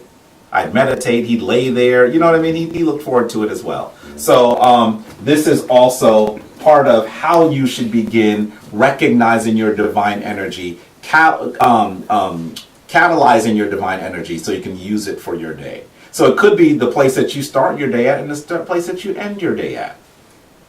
Especially if you're a practitioner of Ma'at. Because maybe you're going to read the 42 there. And then at the end of the day, if you transgressed one of the 42, recognize that you do, and then the next day commit to restoring it. This is how you work your altar so that it transforms who you are and what you do. This is one of the most fundamental concepts in Kemetic spirituality, in African spirituality. In fact, in spirituality, anywhere in the world. Now, you may know that when we greet each other, as adherents to the Kemetic tradition, usually we use the word hetep or hotep, right? What is that word? Some people say it means peace. But what are you seeing? Offerings. Do you see that this is the table? Can you see that, family? This is the table, and this is what is placed on it. The symbol for hotep or hetep is a reminder to tend your altar. That's how fundamental this is to our tradition. By the way, I love this piece, by the way. This is a brother that does stained glass work called Ross Lyon out of New Jersey. He's just incredible. We have many of his pieces around the house. But just remember, and it's an incense burner. As you can see, that's an incense. Can you see that's an incense burner? So in the house you can. In here you can see that. But maybe you can't see it on the camera. But understand that this is another way to remind yourself of what you're supposed to be doing. And it helps you keep yourself connected to the divine. Because if it helps you focus on your highest self, it will improve anything that you're trying to do. If it helps you commune with your ancestors, those people who loved you, who would have given you their last nickel in this physical world, well, you better understand they have access to more than a nickel in the afterworld. Commune with them because they want to assist you. Communicate with them. They want to assist you. But you have to develop the spiritual faculties to be able to communicate with them. Sometimes they will want to tell you something so much that they will reach out and grab you. That has happened to me. When I was in Ghana, walking in a beautiful palatial hotel estate, I mean, the weather was beautiful. We just had some great food. We had pineapple juice that tasted like it was tree sugar. It was just amazing. And I'm walking through this large thing with birds, and my wife is laughing at me. I'm looking at her, and we're having a great time. And I look over, and I see the water, the Atlantic Ocean, and I have a panic attack. Now, Jabari has experienced many things in his life. I have never before or after had a panic attack. It's just not something I do. But whoever was there, whatever ancestral energy, it was a woman, by the way, was trying to tell me something. I did not have the spiritual faculties to hear the words. But it almost knocked me out. I couldn't hear it. Nico was just saying, "Are you okay? Are you okay?" And I couldn't really, it was like she was far away. I had to focus on breathing because I literally had a panic attack. Why would I have a panic attack when I'm having a great time? Sometimes your ancestors want to speak to you so much that they will reach out to you instead of you reaching out to them. We have to develop the abilities to be able to commune with them. I would love to be able to have the ability to actually hear what she was trying to tell me and understand the words of what she was trying to tell me. That was not something that I was able to do. But as you do this work, hopefully your abilities to commune will be stronger. Your abilities to gather the divine energy will be heightened. And you will be able to get that which you need. Does that make sense? Yes, Brother Jamar. I will say, just to add on to that, because I had started doing it at my house. Like my desk became my altar. My grandmother there, and I used to have a glass of my water, a little shungite stone in there, just the elements, like kind of the way she did it with the elements. And then when I moved into the new studio yesterday, and I put the stuff, like I had all my stuff in my box, the first thing that I set up was my altar. I didn't realize that I did that. As soon as I got to the studio, before I did anything else, I set up my altar, and then when I was done, I was like, why did I put this here? Like, I have so much other work to do, you know what I'm saying? But for some reason, it becomes a part of you. So once you do it, it's like you have to have it wherever you go. That's right. You know what I mean? It's just second nature. And That's I right. I was like, hold on, I gotta move this. Okay, move this stuff over here. I just put this like in the middle of the room, and it's like it's not going there. It's not gonna stay there. But I set that up first and foremost. So it becomes a part of you. It becomes something that once you do it, you know, it speaks to you, and you definitely need it. You know? So I could definitely add that. It helps you move into balance, be in balance. It helps. It helps you be in balance. Absolutely. Absolutely, it's really important. One of the things I didn't mention is also that in your altar space, you should try to also make sure it's cleansed. Yeah. That means both clean and free from clutter. That's my problem, clutter. Yeah. Free from clutter and also cleanse spiritually. What do people often use to cleanse a space spiritually? Sage. Sometimes you can get some white sage. Sometimes they call it sweet sage, right? You can use incense as well. But sage is the thing that's most often used. Today, most people call that process of using it smudging. And so that's also something else that you should consider when you're preparing your altar space. You can't do that at your job. Well, you know what I would do at my job? I would sometimes what I would do is I would just hold the sage in a particular item and then take that item. It'll acquire the scent and then take it with you. So because Anika works for New York State, if she starts lighting fires in her office, that won't work for her. So there's some things that you should be able to do in order to get that same energy. Maybe if you can't get the smells of incense there, maybe you need to focus more on using oils. You know, they have oil diffusers now. Use oils more if that's the space that's how you have to do it. But there are ways that you can do it. Don't let your space constraints prevent you from focusing on the divine. Wherever you are, you should be doing it. Because it's what's going to help you be your best self. Why would you not want to be your best self? Most of us are scared of being our best selves. But why would you not want to be your best self? So, do we have any questions? Comments? Yes, Brother Zephaniah. Yeah, I'm curious to know, like, is there a certain position where we should place the altar? Like, as far as light and direction? That's a really good question. And I'm going to say to you, it depends on what energy you're trying to accentuate. I would normally say that you should have your altar be an elevated space that faces the east. And that's just simply because that's where I'm trying to draw the energy from. But don't let that stop you either. If that's wherever you are, create your altar. Okay? But that is what I would normally do. It's often something that should either be central. I put mine, because the space that we use ours in is a very small space. It's in the corner, but it's the most prominent corner. So when you enter the room, you have to look at the altar. So I remember when Baba Heru was at his other location, he had a half door, and he would leave the top closed. So when you came into his space, you had to bow and enter. That does not sound like it's a good idea for business, right? He was doing more than business there. He was doing teaching and focusing on spiritual energy. So think about how the things that you do in this space allow you to focus on spiritual energy. What works for you? That's what you should be thinking of. What will work for me? I can tell you what we do and what others have done, but there may be some things that work for you that are different. Feel comfortable innovating. Feel comfortable becoming comfortable with the divine energy in you. Any other questions? Just anything online? No questions, just a lot of comments. Okay.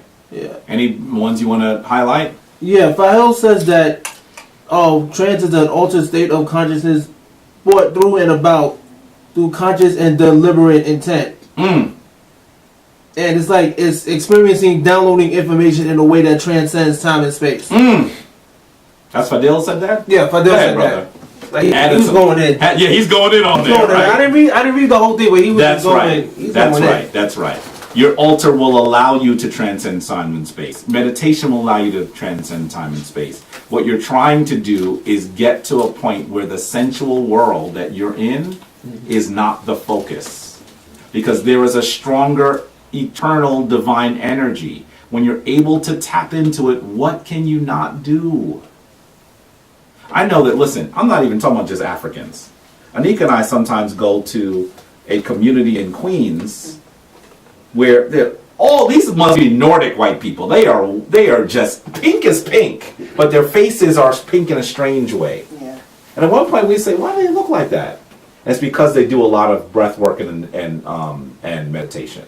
And they don't have any pigment, so anything they do shows up on their face, right? But that's how they are. By the way, when you go into that space, you have to be reverent in the places where they have food. Because if you're not, you're going to just go crazy. Because even when they come to serve you, they're like, is there something you do? Perhaps some water? If you were in a rush, that's not the place to go. But understand that that's just when you are in spiritual communities, you can do that. Well, their whole community is painted light blue. Yes, light blue and white. Everything that they own, like you'll be in the middle of Queens, you see an entire light blue neighborhood, and you'll know that's where they live. This is the then community. you go inside, and it's just nothing but fountains, yes, and water and chimes. And tones and sounds and smells. Vegan foods. Yeah. You probably know exactly what we're talking about. I know what you're talking Yes. Smile from Beyond. Smile from Beyond is one of their restaurants, and they are followers of Sri Chamoy. So they do some interesting You stuff. can't be in a bad state there. You can't. It's be hard. It's very nervous. hard. You Yeah, can't be because anxious, you can't- they focus on meditation. That's where we need to be. Now they live in a different place than we do, right? But how come we can't make our place get to the point where we can always be in harmony and in Ma'at? That's what we need to do. That's the work that we need to be about. Anika's crazy. Anika's suggesting we paint the housing projects across the street light blue. That's what she just said. You know she's crazy, right? It would shift the energy. Yes, it would. Yes, it would. Yes, it would. Might have to do that in the middle of the night. So this is what we're doing. This is what we're doing next week. Next week we're going to have another historical lesson. We're going to talk about the New Kingdom. Okay. So what is your homework? If you don't have an altar, yes, I did. If you don't have an altar, prepare your altar. Take a picture and email it to the group describing the energy you sought to invoke. Prepare your altar. Now, folks, somebody in the sound of my voice is saying, but my space is this, and my space is that, and this is that. This is not your altar is the work that you do, not the space that you use. You could put an altar on the back of a cell phone. It could be this big and be magnificent and powerful. Does that make sense? So focus on the work and how the things that you're going to do to the space or to the item will help you do the work. Don't focus on whether it's exactly the most magnificent space that you want. Because I'll tell you, some people look at our home and they say, oh, you have all that space. Anika and I, with the work we do, we were just talking the other day that the church that was bothering us up the block seems to have moved out their space, and Nick and I were like, how can we get that building? So This you need one? to understand That one. this one over here. Yeah, the one that belongs moved to the finally? pastor. Yeah, Yeah. the pastor that married Kanye Kanye West and Kim Kardashian put a church up here. Nothing but the Tom who they're loud. They're Anyway. I just needed to get them out. They frustrate us so much. They frustrate us so much because they use electric guitars and drums. Wonderful, but then they put a speaker on the outside of the church so you hear it everywhere. And so we would complain. We'd say, "What are you doing? You can't put a speaker on the outside." And so they would, they had issues with us. So anyway, we would love to be able to take that building. We would love to be able to take that building. We have dreams for having a larger space that really fits what we're trying to do. So one day. It's gonna happen. One day. See, when I go play the Mega Millions, I don't say, I want a Maserati. No, I just say, you know what I want to be able to do? Pay off my mortgage and open the Shrine of Ma'at in a space that suits the Shrine of Ma'at. That's what I meditate on. So, anyway, if we don't have any other questions, remember that you're preparing your altar this week. I want to see what you're doing. If you already have one, don't say, I already have one. Show us what you've done and tell us what energy you are trying to evoke. You can place them not just on email, but even on the Facebook page. Okay? Make sense? So for those of you who are watching us virtually, remember, if you haven't got your package, please make sure you let me know if you haven't. I know that I still have to work on 2 packages at least. But if you have not received it, please let me know as soon as possible. The other thing that you need to be aware of is, hopefully you're all on the Facebook page now, right? Now the first half of the Hem Sinu has not been added yet. I want to add them this week. I want the rest of you to get in there. I sent you an invite. So the first half is now going to get the invite. Okay? Because I want you to be able to interact there as well. It makes it easier for you to put video there and put pictures there, and instead of recreating the wheel, it's a private Facebook group, by the way. You know this, right? For those of you who didn't watch the last video, please don't just invite people that you don't know. If you're inviting other people in Hem Sinu, wonderful. You're helping Jabbar do the work. Wonderful. That's not what I'm talking about. I'm saying it's private. If they're not part of the Hem Sinu, they should not be there. I don't care how deep they are. This is for you, okay? Okay. All right, let's do the opening of the way.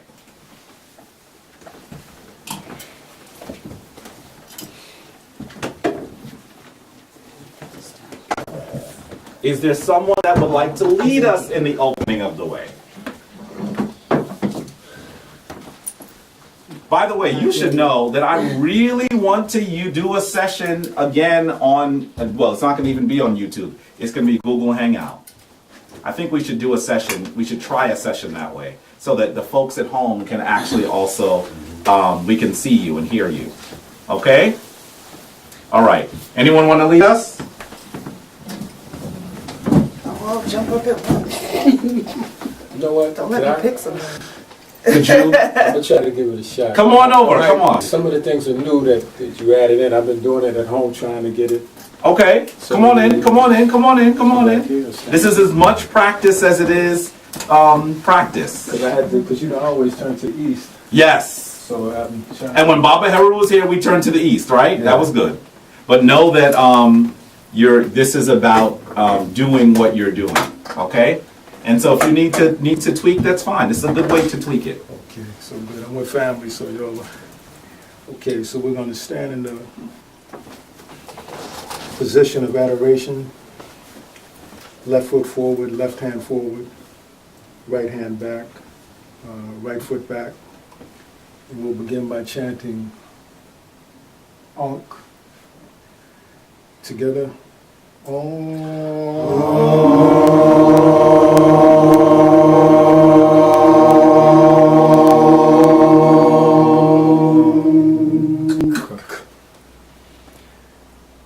Neshadak Nebithet. Neshadak Nebithet. Nuk Nebithet. Nuk Nebithet. Neshadak Happy. Neshadak Happy. Nuk Happy. Nuk Happy. To enter. To enter. Turn to the right.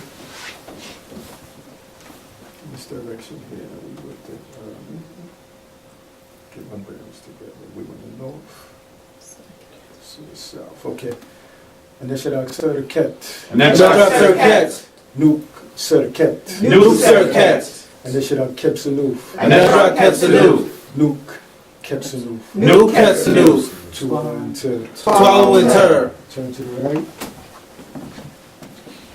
And then should I Ast? Ast. Nuke Ast. Nuke Ast. And then should I Amset? Amset.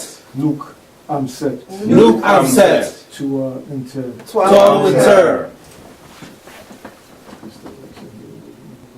This is. Right, okay. And then should I Nit? Nit. Nuke Nit. Nuke Neat. And then should I Duamutef? Nuke Duamutef. Nuke Duamutef. Inter. Swallow and Tur. Turn to the right. And then should I Nut? Nut. Nuke Nut. Nuke Nut. And then should I Geb? Geb. Nuke Geb. Nuke Geb. Inter. Swallow and Tur. And then should I Shu? Shoe. Shoe. Shoe. Shoe. Shoe. Nuke Shoe. And then should I Tefnut? Tefnut. Tefnut. Tefnut. Tefnut. Tefnut. Nuke Tefnut. Tur. And then should I Pau Neteru? Neteru. Nuke Pau Neteru. Nuke Neteru. And then should I Nebu Neteru? Neteru. Nuke Nebu Neteru. Nuke Neteru. Inter. Swallow and Tur. And now we'll end by chanting Ankh.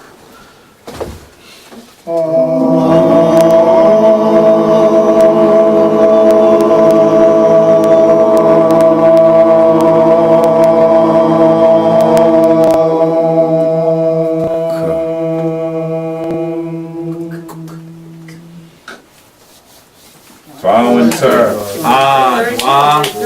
Brother Kepra. Come on, man. Do it. Feel good about what you're doing. Feel good about what you're doing. All right, now. That's right. What's up, brother? Yeah. Yes, we did. My man. No, oh, don't say 12. Yes, remember it was supposed to be quick? That didn't work. We had lots of conversation. But family, go forth in peace. We love you. We'll see you soon. Oh, man.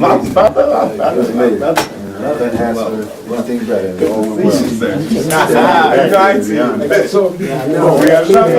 How you doing? How's the project?